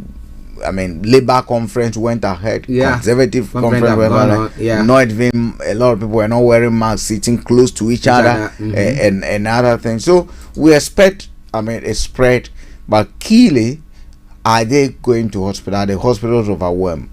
And are we seeing the death that would have corresponded to the number of people that are infected daily? Well, maybe we're not getting that, and therefore, though there've been a fault or a mistake there, yet maybe some way somehow God have saved us. Let me put it that way. But I think the latter, it was between the period of 8 September to I think the 12th of October. So if you were tested during that time in that particular side of the country, please make sure you go do another test to make sure that you are okay as well, of course. Okay, now let's move on to one story that women, we've had this story of Sarah Everard. We had this other lady in somewhere in London who was also murdered, and we have domestic violence that seems to be on the ascendancy. Now, huge rise in domestic abuse cases being dropped in England and Wales. Now, the place we're going to tell you that, look, we don't have enough officers, and all these clerical stuff that we have to do and stuff like that, it's taking the time that we have to take to do investigation to get evidence to prosecute people. Now, but victims of alleged domestic abuse are seeing their cases dropped at a rapidly increasing rate, according to a data. Now, the time limit to charge common assault, including insistence of domestic violence, is 6 months.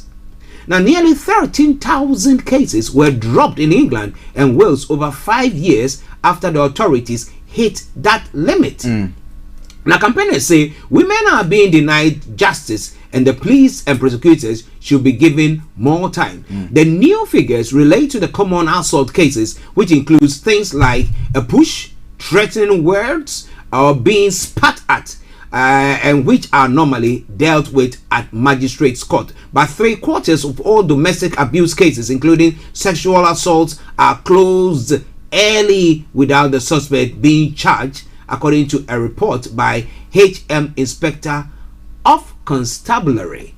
Now, it is worrying because I'm looking at this where when there are these abuses that goes on, I don't know, some people call it a lighter one or the onset of a proper serious thing that's going to happen, and it's not kept. You have people, then maybe one time I pushed you because you are irritating me or something. The next moment, the next time I'm angry, I push your head. You bang your head at something, push, you are dead.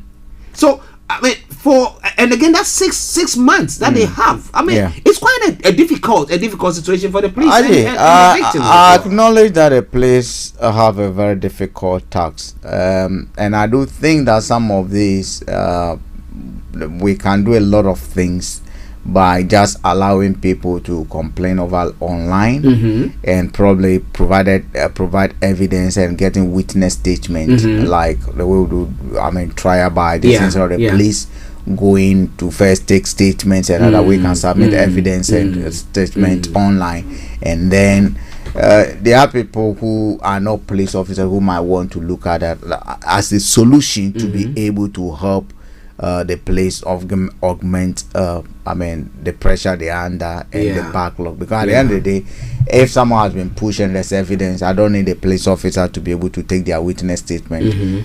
Independent people or people who are not police or people can submit their own statement, and an independent person will follow up and to just help the police.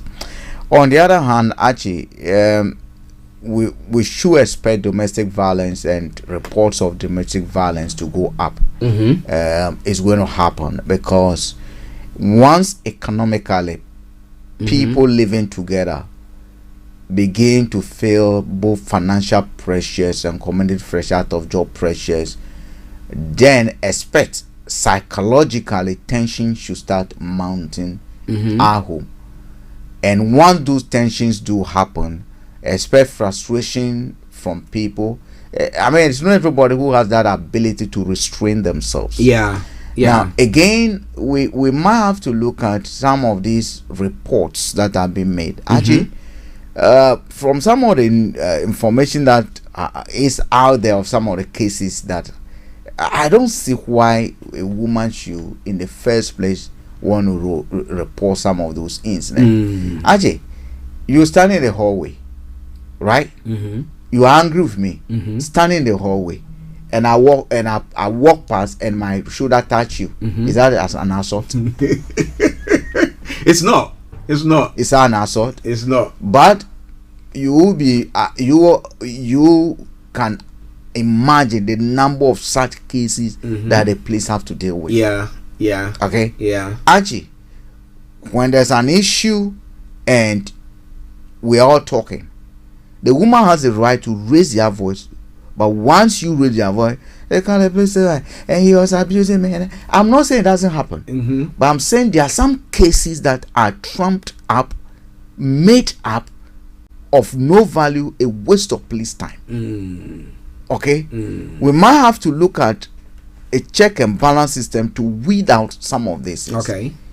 I'm not making excuses for anyone who is found to have abused anyone domestically. Should actually be charged.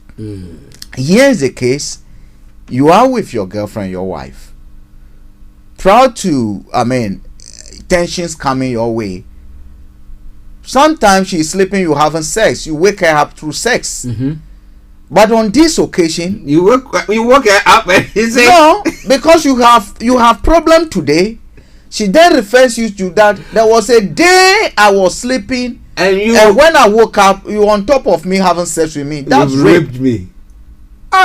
Actually, cases like this are with the police. I mean, we've lived together, we've done everything together. No one raised it. And you ask yourself, really? When did it happen? Oh, you remember the day we went to Akosia Manu party? When we came back, I was tipsy a little bit, and you had sex with me. At that time I was tipsy. I didn't consent. I can tell you today that if you even go out with a lady who is your partner and everything, when they have alcohol to drink, don't touch them. Okay.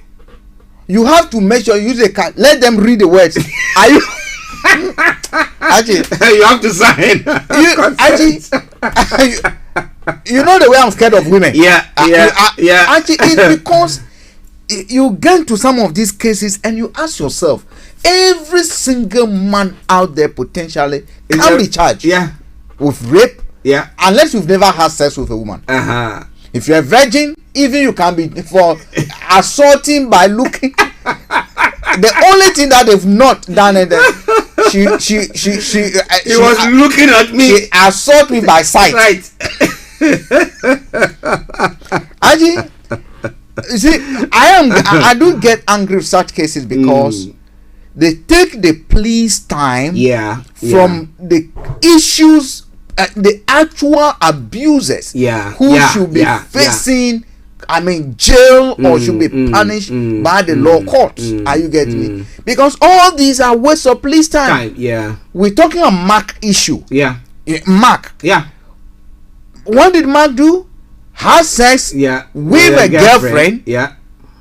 The girlfriend went and lied that she was raped.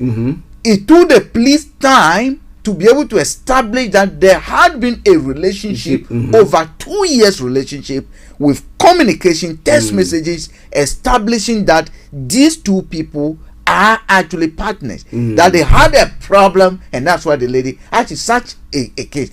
Look at the amount of money, the lawyers it took, the amount of time it took. The boy's life at the university was withdrawn because of that Trump application. And actually, there are thousands of, as someone who almost got into that position. Actually, when someone talks about rape, abuse cases, and other things, we all have stories to tell.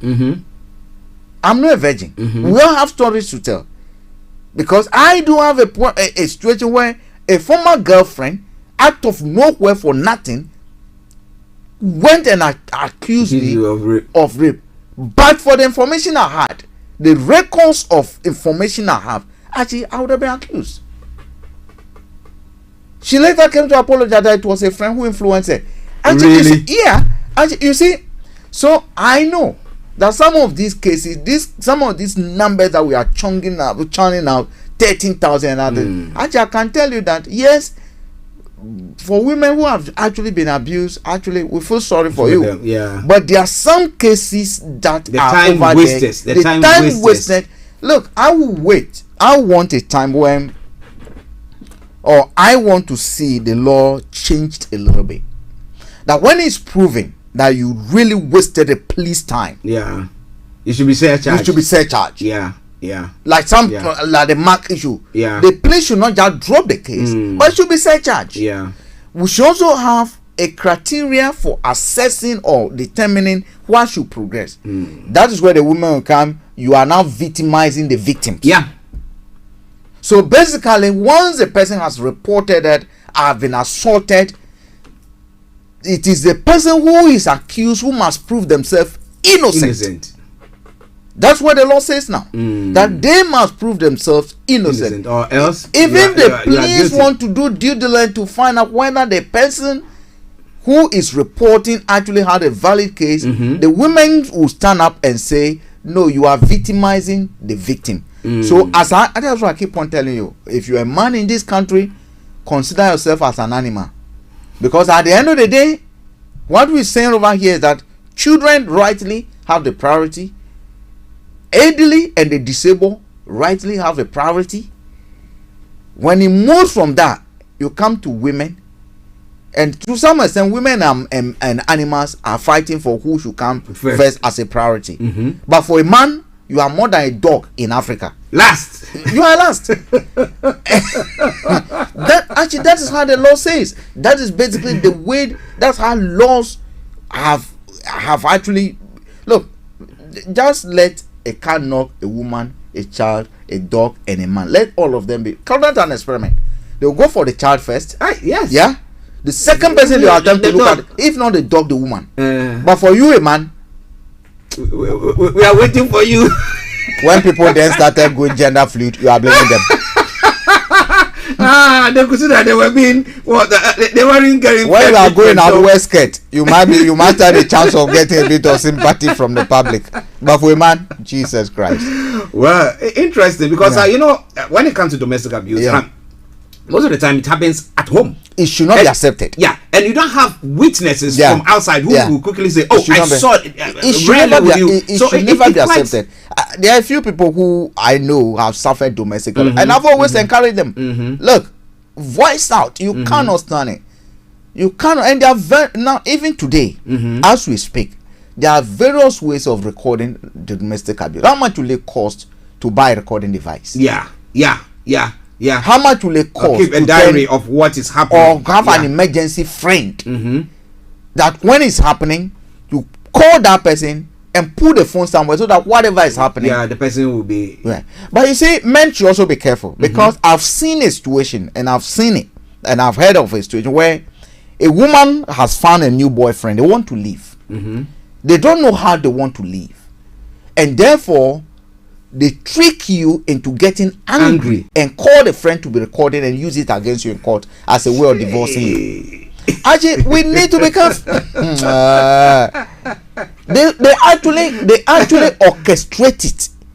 They actually plan it, plan with whoever or whatever happens, get a recording device, get you together and start talking the way.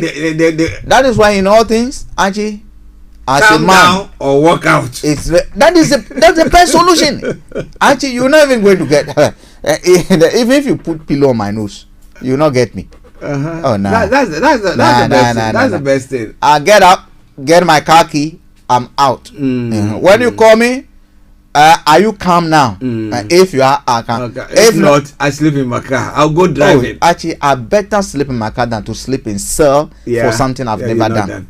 I remember a friend of mine that we worked with, and he was one of the delivery drivers. They're going to deliver cars and stuff like that. And I think he had a banter with a girlfriend. I mean, somewhere here in Taunton Heath, and ended up, I don't know what happened. She had a child with this woman. I don't know what happened exactly. The next moment, they were saying the woman was missing. After some time, found out that I think either there was an argument, either the guy was hitting her or something, maybe banged her head or something. The girl died, and then the guy hit her in the boot of her car and left it until the police maybe smell this, and then so now this guy, it was found, but he's one of the nicest men.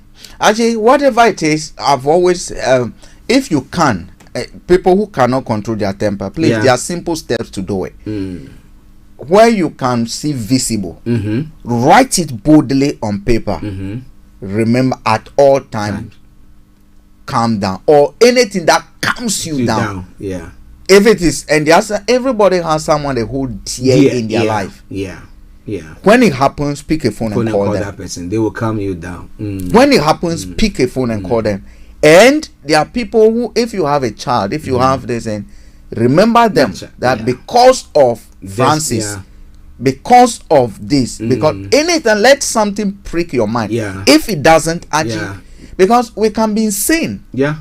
I know a lot of men. Look, a guy I used to go to church with, I was driving one day. Listeners, bear with us. Unfortunately, this is it's important because it's something that it's very, very key.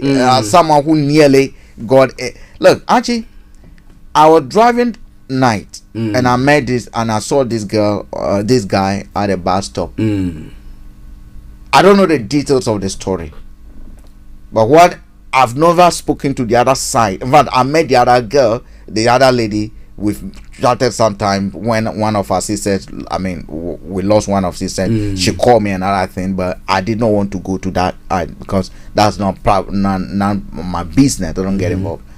So I stopped and I said, "What are you going to?" She said she was going to Woolwich. He was going to Woolwich. Then I picked him up. The man started crying in the car.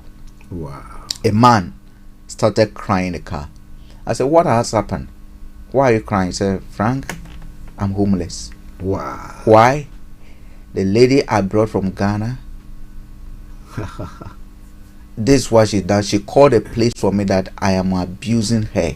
And they chucked me out. And they chucked me out of the house. I said, "Why?" I said, "Frank, I didn't do anything to her. We had an argument. I never hit her. And the argument was even about a child that she shouted on the kid, and I was thinking, no, it wasn't on. Actually, and then this man was crying. I offered, "Do you want to come home with me?" He said, "No, there's a friend around Woolwich that she was with." So that was around 12 midnight. I basically dropped him off, and actually there are stories people can tell, and for me the appeal will be to the men. Know yourself, you are an animal. Sometimes you have no option, even if you know the food that is dropping on the floor is the one that you have to eat. Actually, sometimes you go and they are even, if in Africa they want to beat you even before you. Please control yourself. Do whatever it takes. It's good to bite the bullet than to swallow a pill that will forever hurt you. Because once you are a police case, your job prospects, especially when it comes to domestic abuse, are halved. Your job prospects are halved. Your criminal record, actually. So when I always tell people that I am afraid of women, not because I can't talk to a woman to get into a relationship, no, but I am exceptionally careful. Once I'm having a discussion with you, the first time I'm looking at your mind, my mindset up. He's not gender fluid though. Oh, me? No. I don't wear skirt. No, I don't. No, he don't be Batman. No, me I don't be Batman, you know. But me I risk advert, you know. But actually, it's a very, very important. Men should. Yeah. I think it's very. And very it also help the women. If men can control themselves more, then the police will be saved from a lot of cases. The women wouldn't have. But for me, it will be difficult to get me.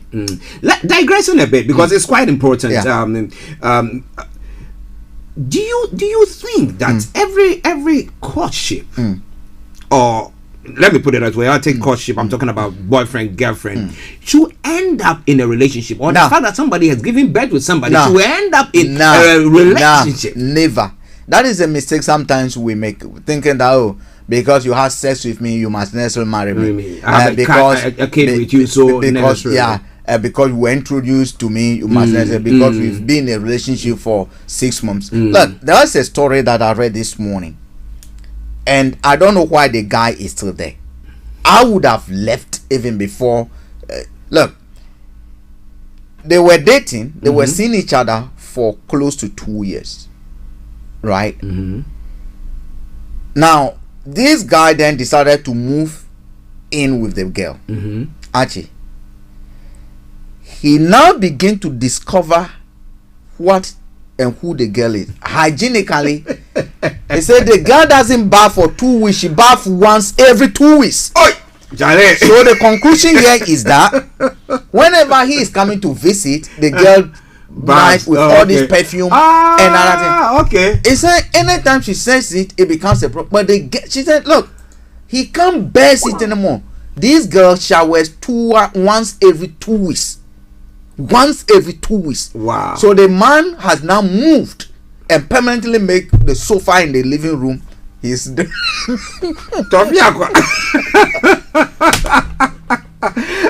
to Starr in the UK. Could you please call back? I thought I put your call up, but it's gone, so please call us back. You know what? That question that you asked, I have a pastor friend. He just arrived a few days ago in the year, who actually courted as a pastor, married and divorced, or ran out of the marriage within a week. He said, Frank, the day we left the wedding and went home, that the day Osibo arrived. Actually, look, all I'm saying that you cannot be, and women too, the same thing, they should look at it. You cannot be in an abusive relationship and die over there. Okay? There's this case that we're looking at, a friend of mine, they say, look, this man doesn't even provide for the girl. She brought the girl from Ghana.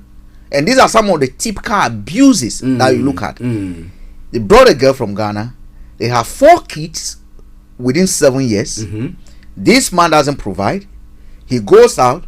He's living for another woman. He will come back, force the woman to have sex with, and leave. Beat her in this country. He said, you call the police. When the police arrive, women, so let's forget it. He didn't do anything to me. I was just, it was just. I said the police went again and told her, look, the next time you call us, we will do our job. But we guarantee that we're going to receive a call from someone soon. It could be your kids, or it could be a neighbor. And when we come, it will be a body bag. That will leave this place. Things like that, you cannot relate them. And I told the person, if you are my sister, you wake up and you see my car boot opened. Check all your stuff in, check you included. Well, listen, that's interesting. Starr Radio UK, your favorite African and Caribbean radio station in London, bringing the time now to 11 minutes past 12. Let me announce the lines open. You want to join in the discussions? You know, this is a program that is current affairs program. So everything, once we're going on, a lot of things come in, and then we have to make sure we discuss that as well. And we discuss domestic abuse here and a few things. But if you want to join in the conversation, just call us on 0208-133-2257 or 58. 0208-133-2257 001-332257 or 58. If you are in the US or Canada or the Caribbean area, it's 001-718-303-2737.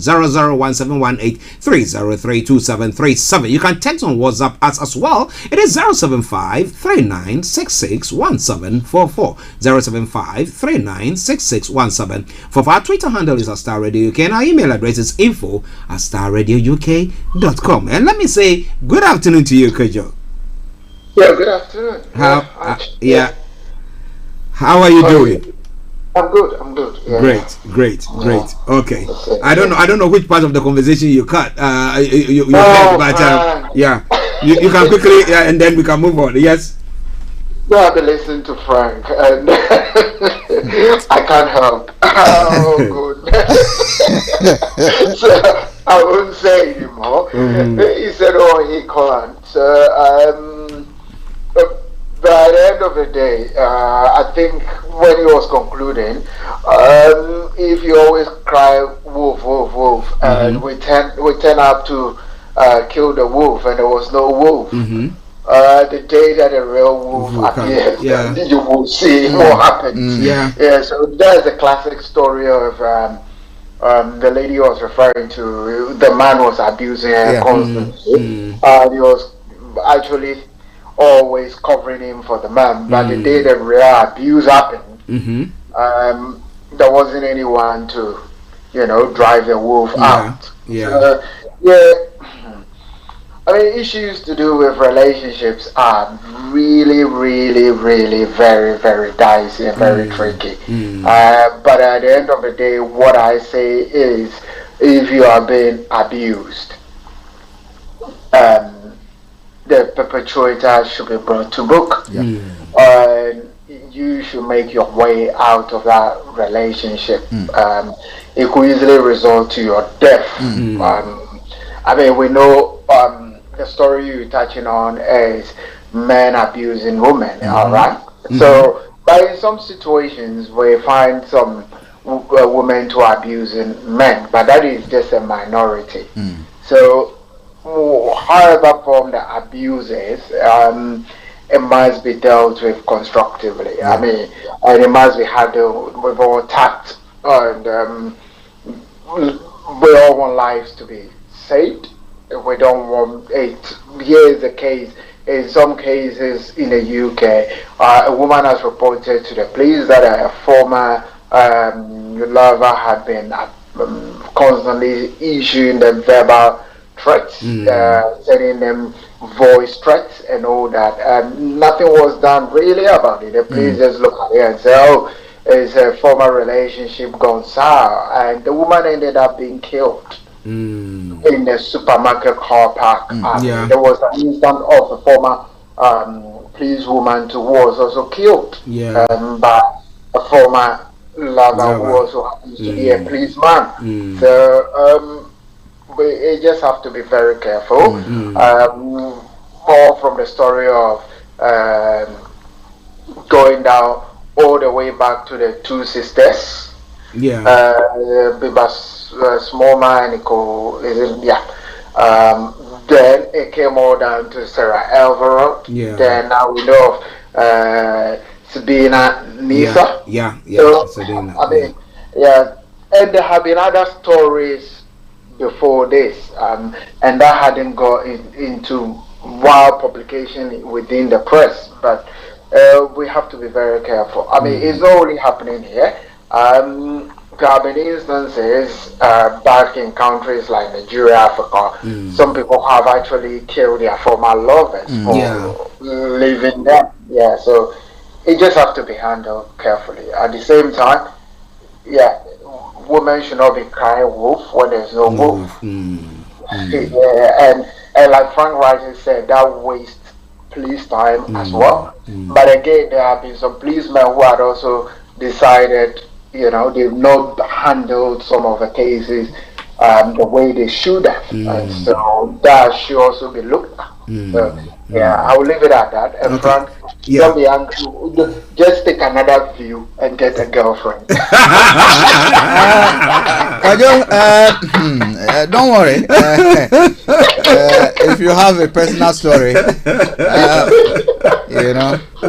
But just a quick one on this. I mean, we are all, let me say, we are Christians here. We know we have other listeners who are listening in from various religions. Now, do you think a religion plays a role in there, keeping people, though they are being abused, it locks them in there because they're telling you, well, God frowns on, divorce and blah blah, and people are dying yet. You think because of that, it's our cross. We have to just bear it. Look, nothing good comes easy. So the view of separating two couples that God has put together, as they will say, is a very difficult subject. Anyone wants to. No one wants to be seen as you, and it was under your watch that this happens. So some of those encouragement might be for one good reasons, also to see how best that hoping that time, who is actually the master healer, the master corrector of a lot of things.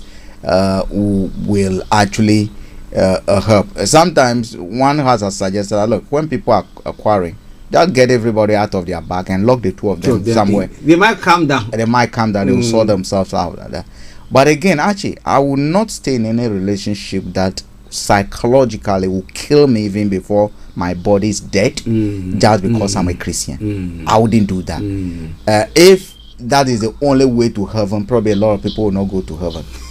If you are a woman and you are in a relationship and you think that you have married in the biggest church and therefore you stay in that, actually there are a lot of bishops that have divorced, right? Duncan Williams, didn't he divorce? Do you think if he had died in that relationship he would say Mommy Francis is doing beautifully well, Duncan Williams is doing beautifully well as well? But it's a sin. They divorced according to Bible. What did Bible say? And as to whether it was God who joined them together, that is the other question I do ask people. Is God, is it because a pastor prayed for them? That means that they married in church and therefore God joined them together. Probably it was emotions who drove you. Want to see your own thing, you took it, then you finish. You say, "Shall I bless that thing?"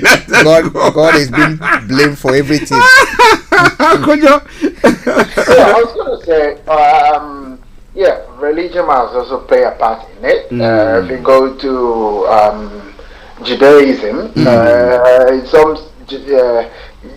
some sects of Judaism, or in Judaism in total, if a woman wants to divorce a man, it's the man who must give the permission for the divorce to happen.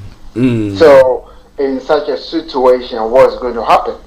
Let's make an example that the marriage is abusive, or one party in the marriage has become abusive to the other, or there is domestic violence happening and the woman wants to leave, right? The man is saying, I'm not going to give you divorce. What are you going to do?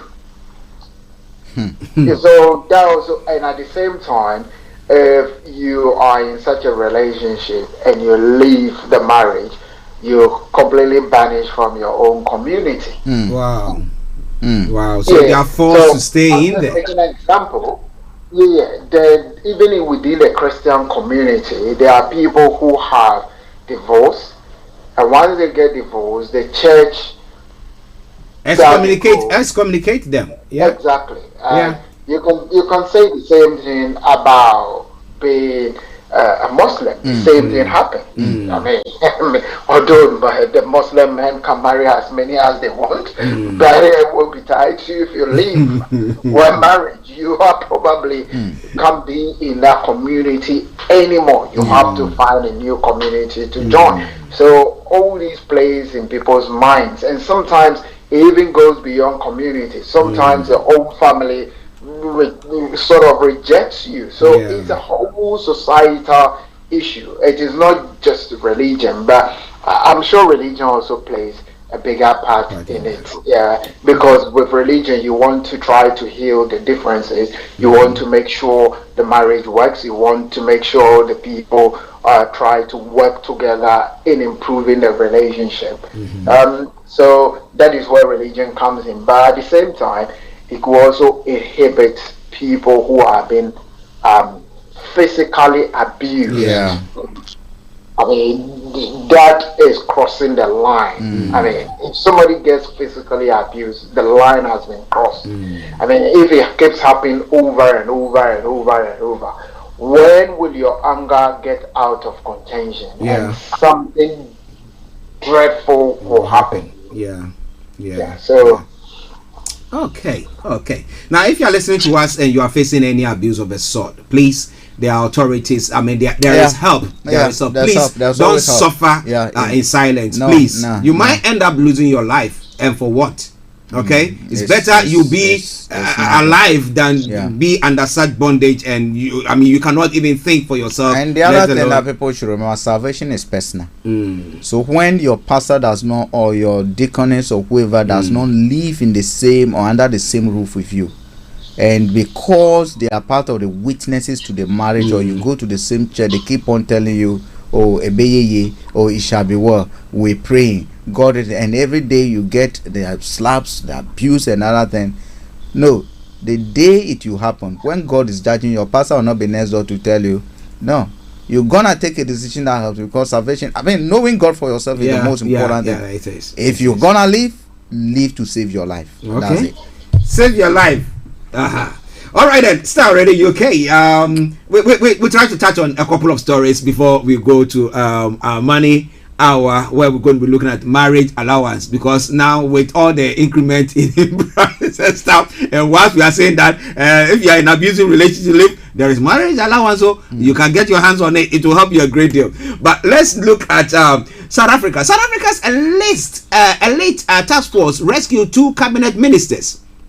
And I know it's one thing that Frank has been advocating for all this while. And a deputy, after they were held hostage by war veterans, demanding reparation for their role in the fight against the white minority rule. The Liberation Struggle war veterans from the disbanded ANC military wing are demanding a one-off payment of $280,000 for housing and medical insurance for their families. They met Minister in the Presidency Monday Gungubeli, Defense Minister Tandi Modise, and her deputy Thabang Makwetia to negotiate their demands at a hotel in the capital Pretoria last night. Now, the government officials were held hostage after those talks collapsed. Later, more than 50 people were arrested after attempts to negotiate for the release of the hostage failed. Now, what they did itself, I'm not looking at that, but I'm looking at the fact that when we have MPs back in Ghana or in Nigeria, governors and this thing, and when they want your vote, they will come to your doorstep. They will give you all the sweet talks, and then they will go. After elections, you will see them, and then when another election times come, they come and give you something small, and you still vote for them. But you will have been advocating for that. Look, you want to get to a point where you are seeing the street, you are seeing the portals that people are driving in, and you are coming to that particular vicinity. You come there, and they take your keys, and they take your ties, and your they put it on some bricks. Are we getting to that point? Because for these people to do this, if I have a way of honoring all these heroes, you would have honored them. I'll honor them.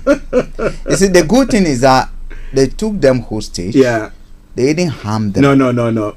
You are safe. All we want is let's negotiate. Talks are broken down, but let's continue to talk until we finish talking. You are not going nowhere. And God, you answer me. I'm not leaving this altar. That is where they took their prayers to. If they were at church, praying to the altar to God to answer them before they leave the altar, we will not say God has taken them hostage or they've taken the altar. No. So these are people who should provide solution or tell them something, and I think rightly so, and I congratulate them. These are some of the positive actions people need to take. We need to begin taking some of these so that people begin to understand that you cannot just come and pay lip service every day. Oh, we are sorting it out. These are people who are dying, dropping dead.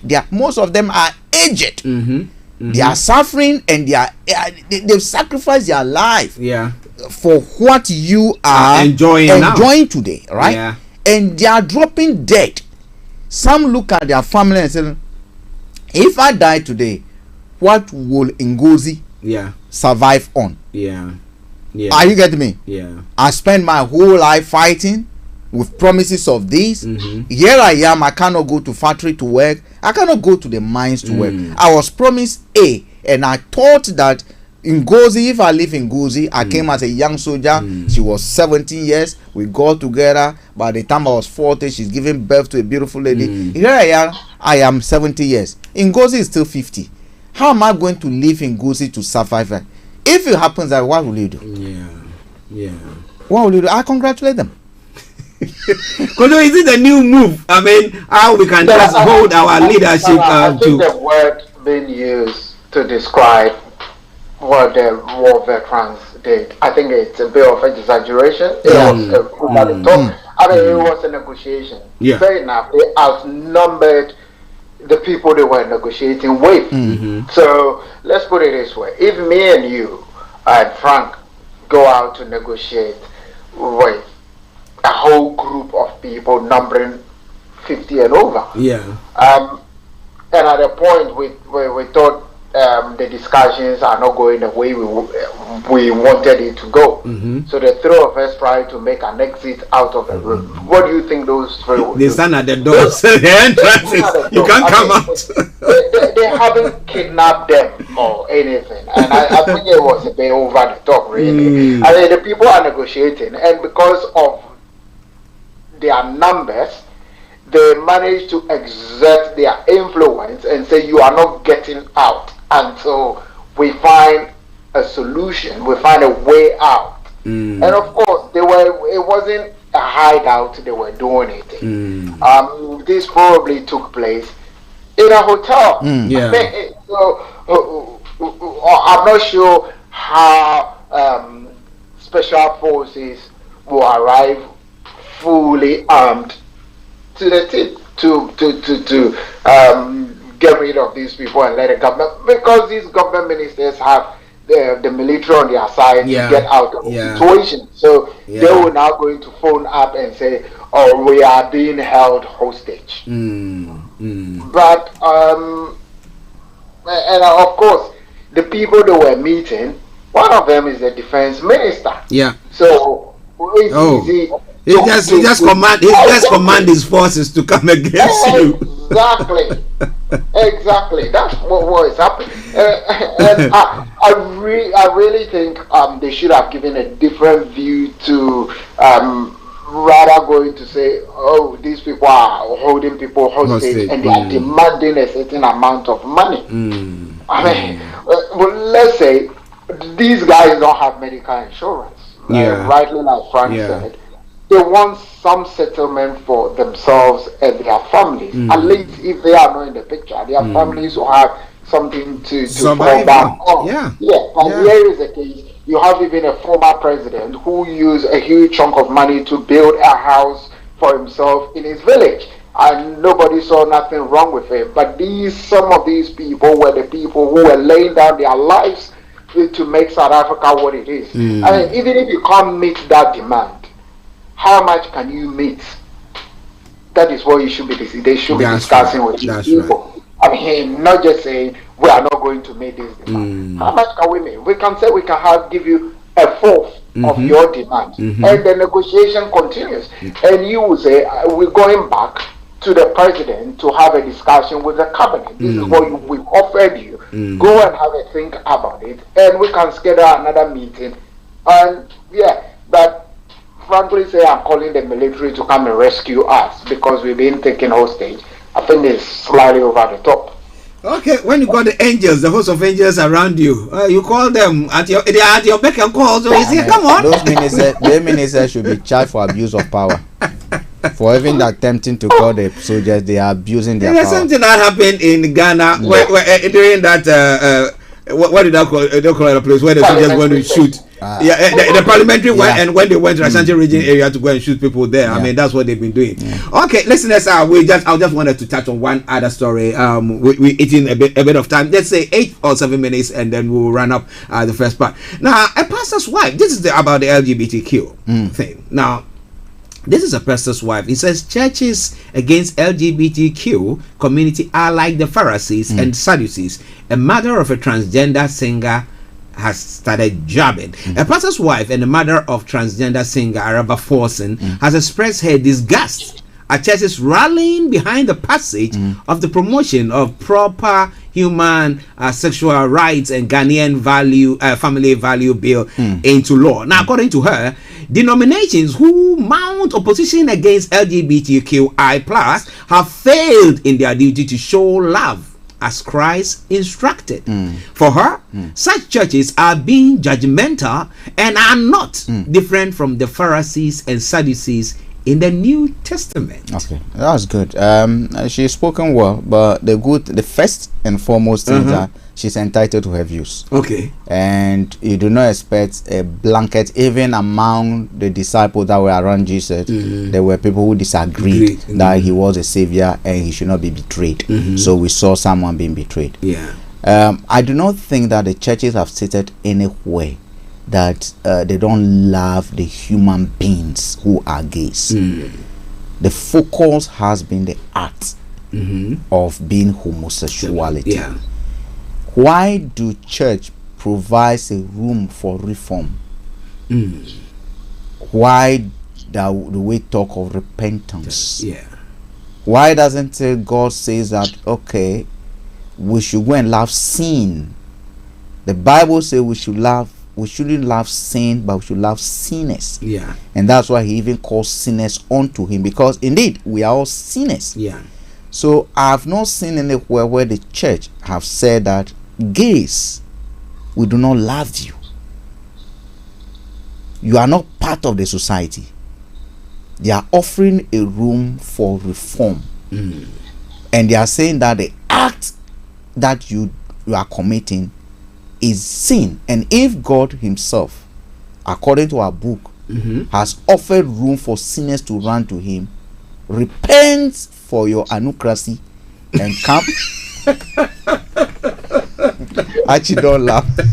I think I'll come in with that. What you just said. I think you've made a point. Yeah. God doesn't legislate against us. I think that is where the woman is coming from. I might be wrong, but God doesn't legislate even against our sinful nature. God did. So, God did no, legislate. God doesn't legislate. God legislated because No, the Bible. that is why we no more under the law. No, We are the under Bible. the grace. Whether it's under the law, he's trying to do whether the grace or law, the uh-huh. Bible, which is a guide, is a constitution. Frowns on that. Yeah. Okay. No, Frank, I'm not going to allow you to go on with that. I'm not.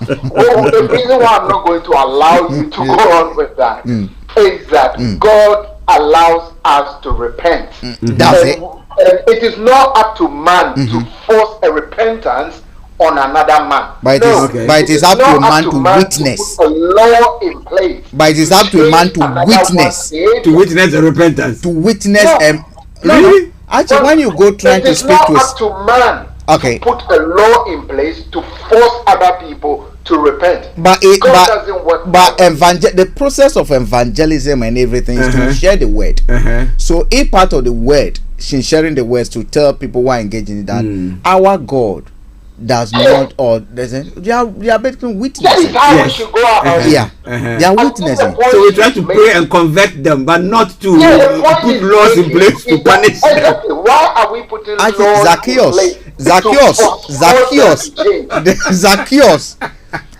Zacchaeus was not prayed for too much. He was lashed. I won't accept that promise as what the word of God says. The word of God allows us to repent. So you think the churches? Chance to repent. Okay, so you think the churches should not be backing this? Exactly. The churches should not be backing the law. The churches should evangelize out. They should go out and share the good news. But it's not the churches that are putting the bill. It's not the churches that are putting the bill in parliament. Churches haven't put the bill in parliament, but it's become churches. As of last week and early part this week, churches were actually issuing caveats. So do you think they shouldn't support what the deal is in consonant with the Bible? Why would churches get involved in all these political because they are part of the society. They're part of the society, but have we legislated? The question I ask: have we legislated against? Who are the we? Who are the we here? I'm referring to the MPs that sit there. Some of the people who that is the process of legislating. That's the Bible even says we should respect the governance of the land. No. Bible says we should pray for them. And again, respect them and obey them. No, I don't see why churches got so much energized. Because they are praying for the leaders of the land. So much energized when somebody threw this bill to be legislated against a group of people. Some of these people, look, the other day there was somebody I went to school with. Yeah. Look, I haven't seen that person since 87 or 88. Let's put it out. That's long. In a conversation, I went to one of these guys from Sismore and I said, where is this person? Do you know where he is? He said, no, you remember he went to France. I said, yeah, I know he went to France. I used to see him because we grew up in the same area. Yeah. And when I was asking, he couldn't really. And I said, yeah, this guy. Then he said, is it a guy who behaves? So what am I trying to say? I am trying to say these people have been with us all this while. Oh yes.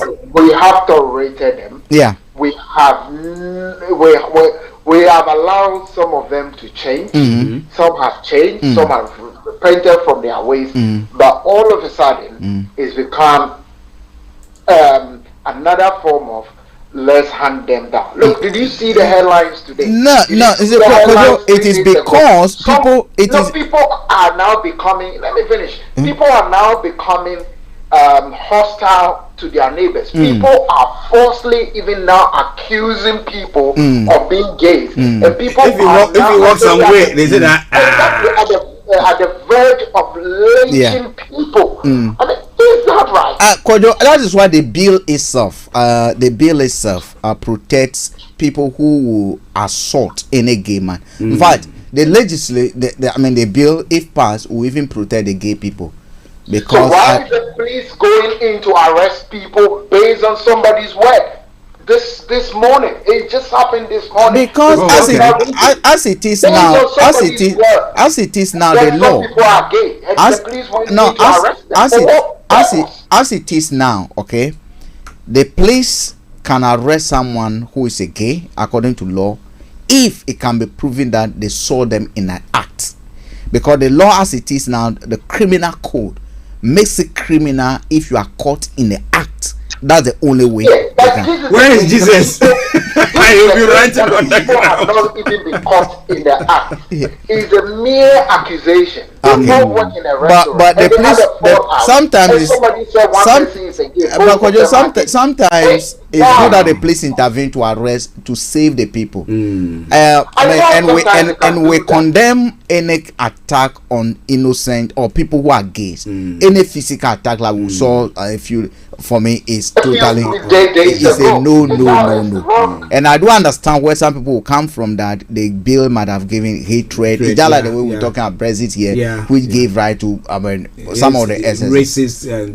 But you see, I think the LGBTQIIAAPP and other. You didn't add a plus and two spirits. I think it gets to a point where the battles they choose and the territory they fight will have to be carefully selected.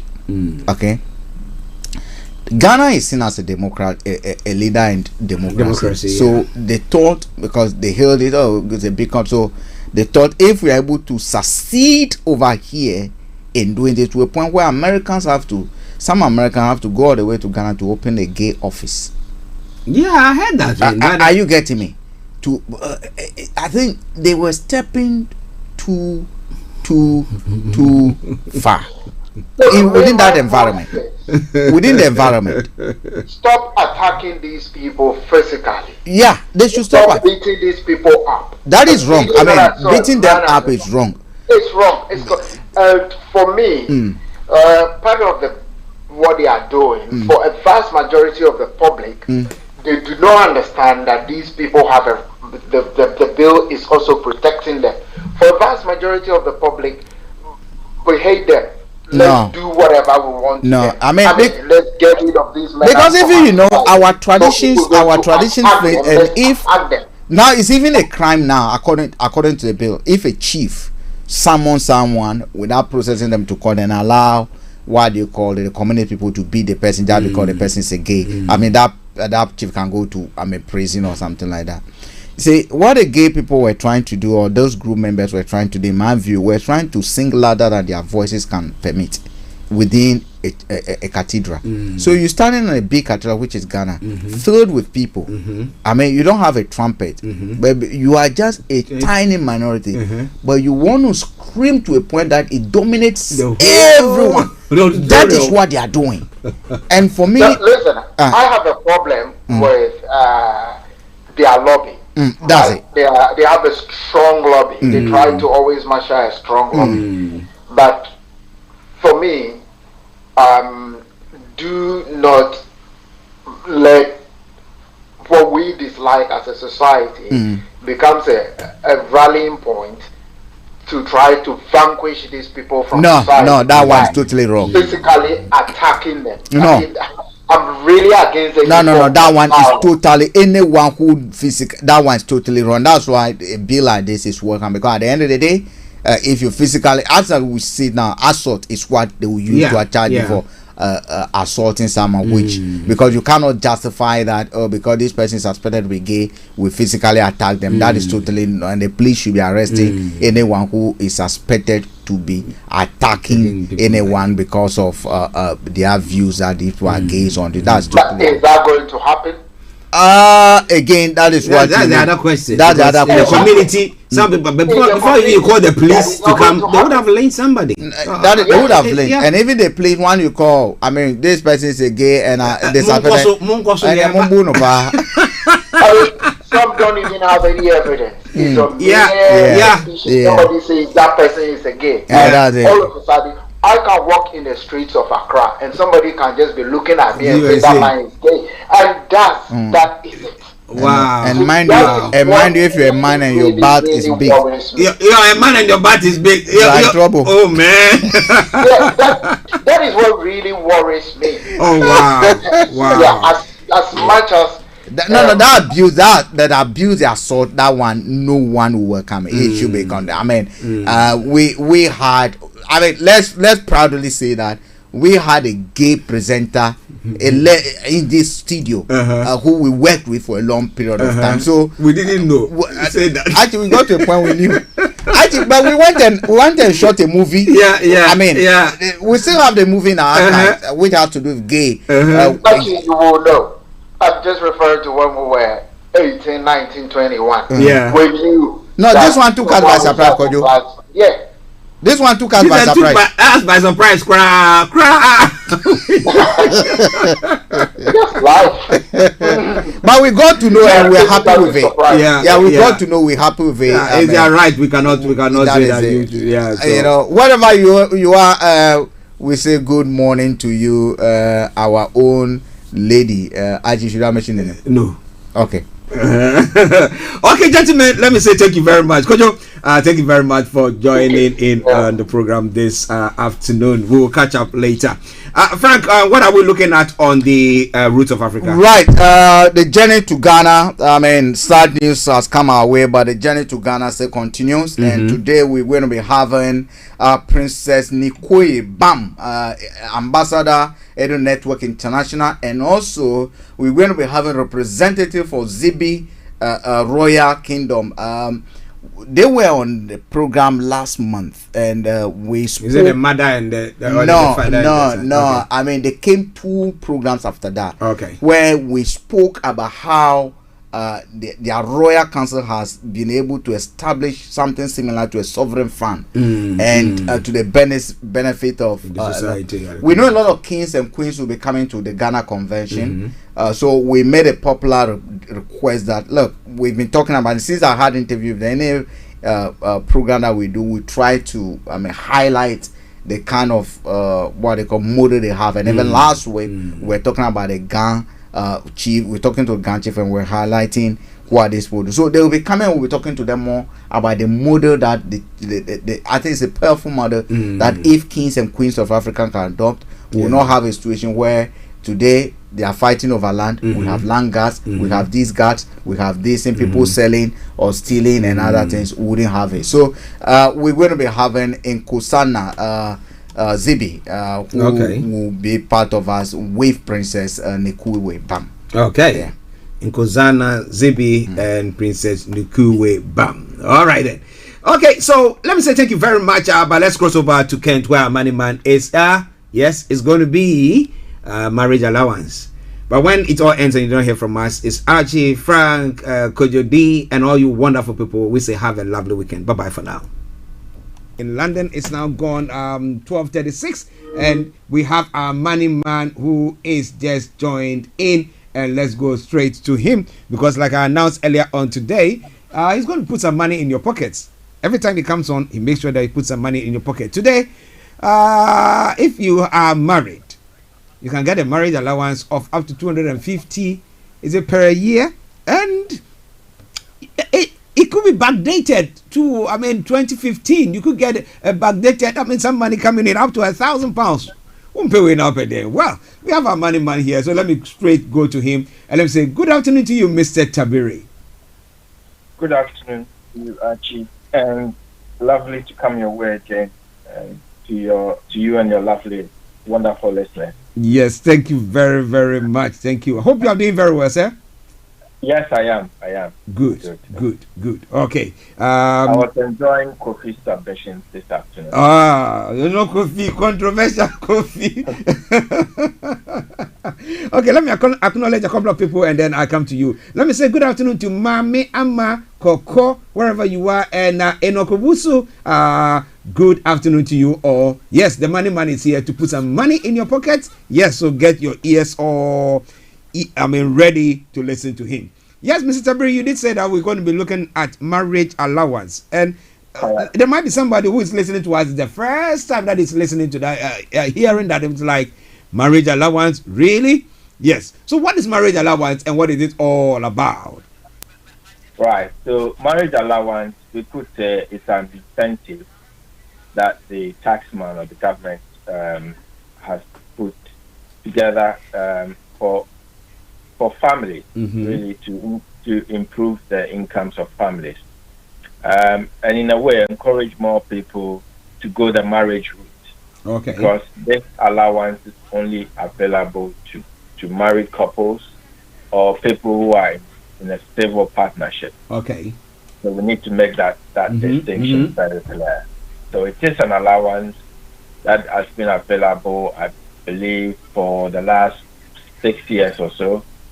And a lot of people are missing out, either because people are not aware and they are not taking advantage of it. Okay. Wow. So between people, for people who are in civil partnership or marriage, or which one? Yeah, civil partnership or you're married. If you are only living with your partner and you are not married or in a civil relationship, you don't qualify. Okay. So first of all, it should be recognized by the state. Correct. Okay. So if you are listening to us and your relationship has been recognized by the state, then you qualify for this. But maybe somebody has done a traditional marriage from Ghana or their hometown from Niger, and then they are here. They don't qualify for it. They don't, because it's not recognized by the state. Okay. Unless you have, the rules are very clear. It has to be a married partnership or a civil partnership. Married, I believe, refers to ordinance, where you sign the court. Same with civil partnership as well. Okay. So if you don't have the legal backing on your relationship, then I'm afraid you don't qualify for this marriage allowance. Okay. The name itself tells us who qualifies. It's about marriage. Yeah. Well, it's all well and good, but somebody listening to us from who has lived in Kenya, with Kenya coming out with a polygamous law that, look, you can marry as many as you want. Okay. Now, how does that apply here as well? Maybe they have 3 to 4, 5, or 10. They are counting and thinking, whoa, these people are talking about money. Now, what is it? How does it relate to that place? Well, the UK does not recognize polygamous marriage. Mm-hmm. So in that case, I think that rules you out. Okay. This allowance is available in the UK and not in Kenya, and therefore I believe UK law prevails. Okay. And so I would say where there's a polygamous marriage, marriage allowance does not apply. Okay. Okay. So even if somebody is going to get it, it just gets for only one. For only one. One. Okay. Okay. So don't think that you are listening to us, and because we said that, so we're going to be marrying more so that you can get 250 every year. No, it doesn't work that way. Okay. Yes. Go on, sir. Yeah. There's also another allowance which sometimes causes confusion between this marriage allowance, because that is also called married couples allowance. Okay. That has actually been around for decades, and it's only available if one of the partners was born before 1935. So because of the age restriction, not many people qualify for this allowance, but this has also been there. Okay. But this is different to what we are talking about this afternoon. Okay. Which is the marriage allowance. Okay. So, like I said before, the marriage allowance is an incentive to married couples, and it simply lets you or one of the couple transfer £1,250 of their personal allowance to the other partner. So it only works in a case where one of the partners is a basic rate taxpayer. Okay. And the other partner is salary or income below the tax allowance.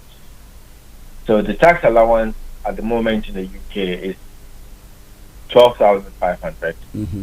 So which means that the partner who is the lower earning partner must have a salary less than 12,500. Okay. So we have in several families where one of them is out working, and maybe the other partner, because of children or other issues, is only or looking after the home, is only doing a part-time work and therefore only has a lower income. Okay. There are several families who come into this kind of category, and this is where married allowance is definitely available. So the partner with a lower income can transfer 10% of his or her personal allowance, which works out to £1,250 to the other partner. Okay. And what would happen is that the higher earning partner's tax code will be changed for them to be able to get this this allowance. Okay. So if £1,250 is added to your tax allowance, if you're paying tax at 20%, then effectively you for the year you're getting £250 tax free. Okay. Okay. So this is where the £250 comes in. If you haven't claimed before, you are eligible to go back up to 2015. And so we are in 2020 now. So if we're talking 2015, we are talking 4 or 5 years. So effectively, if it's 4 years times 250, that is £1,000, which HMRC will send a check to you. I mean, this is no gimmick. They will send a check straight to you to bank it of £1,000. Interesting. Now, listen to Starr Radio UK, your favorite African and Caribbean radio station in London. 1:45 the time, the morning show with our money man on the money hour. And today we're looking at marriage allowance. I'll go back to him, but there's a question that someone seemed to be asking, and it says that if they were in a relationship. Okay, let me see what I'm getting. Say if they were in a relationship, they were living together okay, is it co-partnership or however they say it, and they actually got married properly 2 years ago, how that stand as well? Can they, because they were coexisting? They said I think he's using that thing. How does it work? Yeah. So the law is clear. Like we mentioned before, it's marriage allowance for married people. So you can only therefore backdate your claim to the date when the marriage was formed. Okay. So even though you were living together prior to that, you will not be able to backdate your claim to that period. Okay. Your claim will start from when you got married. Okay. Parents Akujo, let me say good afternoon to you. Okay, Mr. Tabiri, please go on, sir. Yeah, so that is the entitlement to marriage allowance. And so, like I said, the criteria is that you have to be married or in a civil partnership. One partner has to be to earn less than £12,500 for this year, and the other partner must be a basic rate taxpayer, which means they must earn between £12,500 and £50,000 to receive marriage allowance. Okay. So if you're living in Scotland, the marriage allowance, the partner with the higher income must earn between £12,501 and £43,430. Okay. So the limit is lower if you are living in Scotland. But here in England, okay, does it mean that you if you are earning more than 12,500 more than, you qualify for that? One of the partners. So yes. So in a marriage relationship, where we have the man and the woman, if one or say the man and the man, as we know these days. So if one of the couple would have to earn below the 12,500. Okay, one should earn below that. One should, yes, because he or she will be the one who will transfer the allowance to the other partner. Oh, okay. And then the other partner should earn between 12,500 and 50,000, which is the basic rate. If they are earning above that, which means they are higher rate taxpayers, paying tax at 40%, then they would not qualify for marriage allowance. Okay. So people should check their incomes and be able to look at it and determine whether they qualify or not. Okay, another question there. So someone is asking the question. So whose money is it? Is it the low earner? Is it the low earner's money, or is money for both of them? Well, the legislation says that the lower earning couple should make the application. Okay. So yes, but the money goes through the higher earning. It's the higher earning partner who receives the money. Because it will be paid through if the higher earning partner is salaried, then it will be paid through his salary because the tax code would be changed for this to come. But when the application is made and you backdate it, a check will be sent out to you. The check will come in the name of the person who made the claim. Okay. So subsequent ones will be coming through the higher earner. Correct. And subsequent ones would happen automatically every year, unless there are changes that happen that stops marriage allowance being available. Okay. Interesting. All right. Yes, please go on, sir.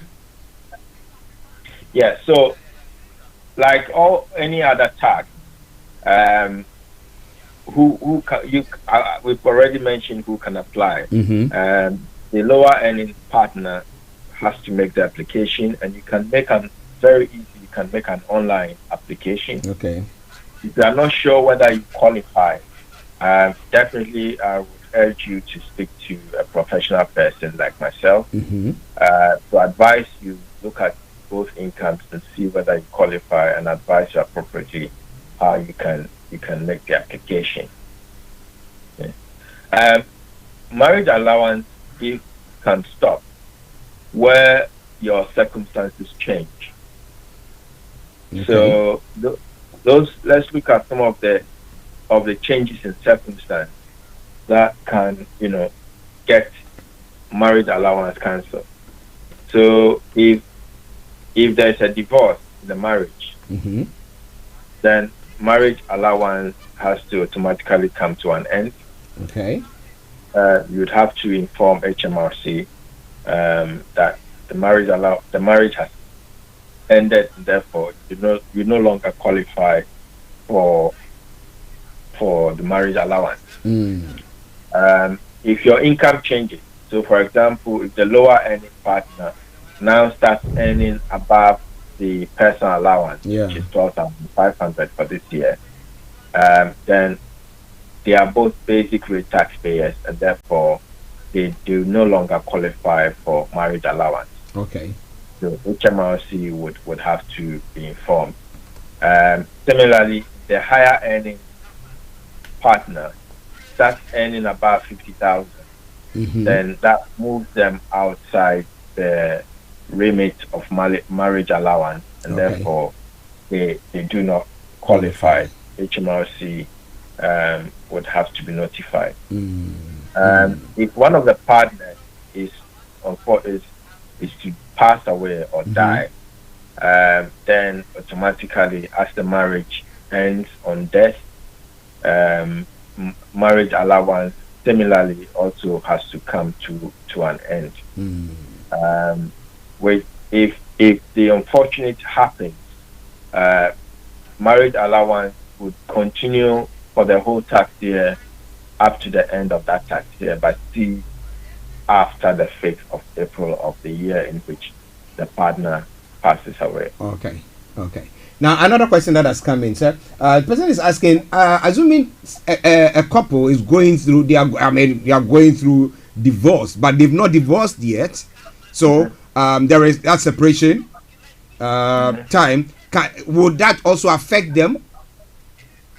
No, it won't, because unless the marriage has legally been annulled, okay, they are still married as far as the law is concerned. Okay. So marriage allowance will still continue.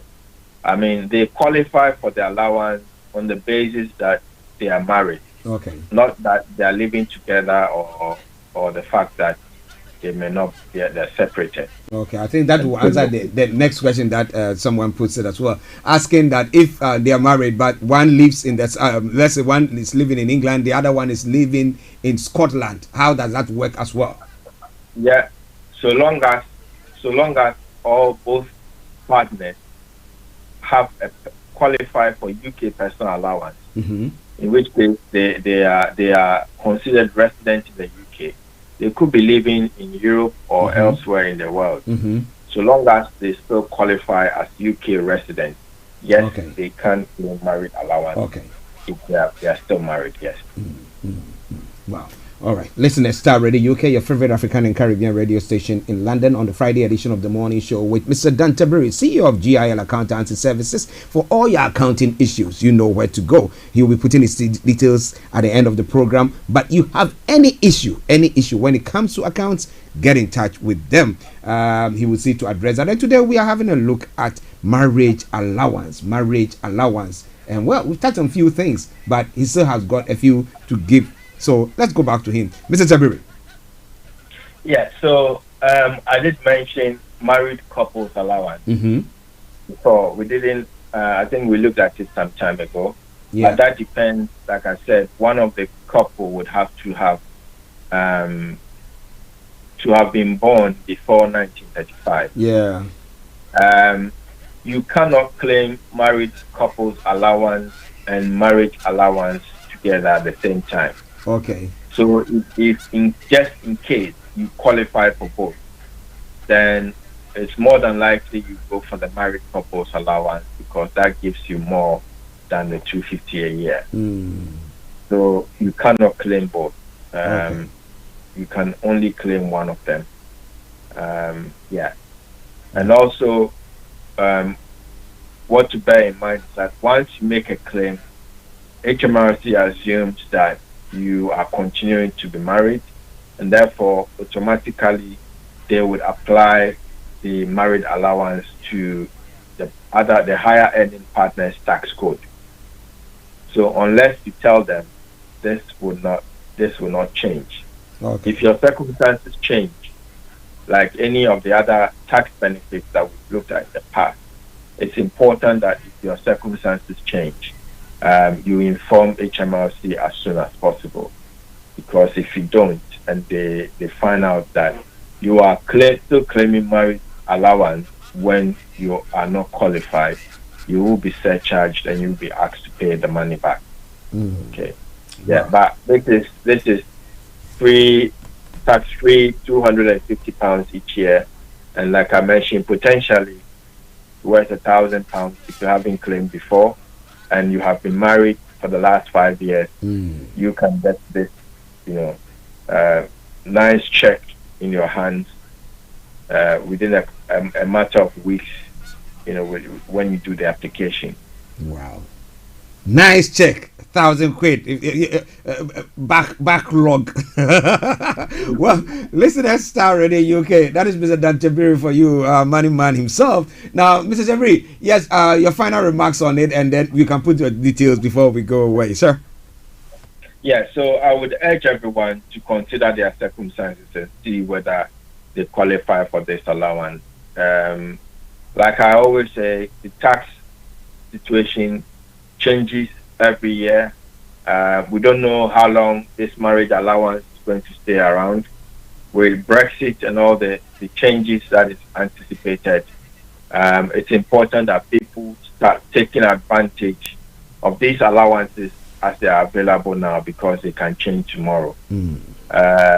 Let's review our situations. Let's be alert and take advantage of what we qualify or what is due us to help ourselves and help our families.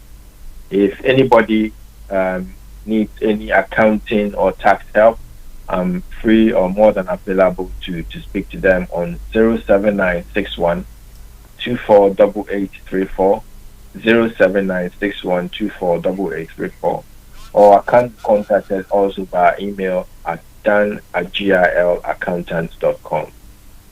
dan@gilaccountants.com. Accountants with an S, wrong. All right then. Mr. Tabiri, let's say thank you very much for a lovely time with you once again, putting some money in our pockets. Thank you for having me. So you have a blessed week. Hungry man say fix the country. Belleful say fix yourself. Who really needs fixing? Now how? Him.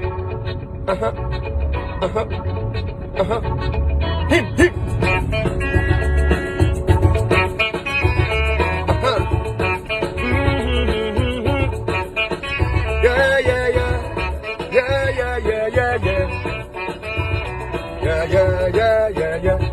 Come on. Country hot. Country hot. Plenty no get what to eat. Even picking they feel the heat. So we ought to pray for change. Where? Gala. Country hot. Country tough. Everybody feel the heat. Even picking they feel the heat. So we ought to pray for change. We say fix the country. They say fix yourself. We say fix the country. They say fix yourself. Yeah. Tell me who and you and me be the country. Fix yourself. I agree. We say fix the country. They say fix yourself. Yeah. They say fix the country. We say fix yourself. No. Tell me who. Tell me me. Tell me you be the country. fix yourself. I agree. Water plenty, mumu be thirsty. Water plenty, mumu be thirsty. And we get to go to plenty cocoa, but we still they borrow they go to get a job. It be whom you know. We live like crabs in a barrel. Shayo, rupa beshi and low. Hey, we say fix the country. They say fix yourself. Aye. They say fix the country. No. Hey, tell me who, tell me me, tell me you be the country. Fix yourself. I said now you great. We say fix the country. You say fix yourself. Aye. They say fix the country. We say fix yourself. Hey, tell me who, tell me me, tell me you be the country. Fix yourself.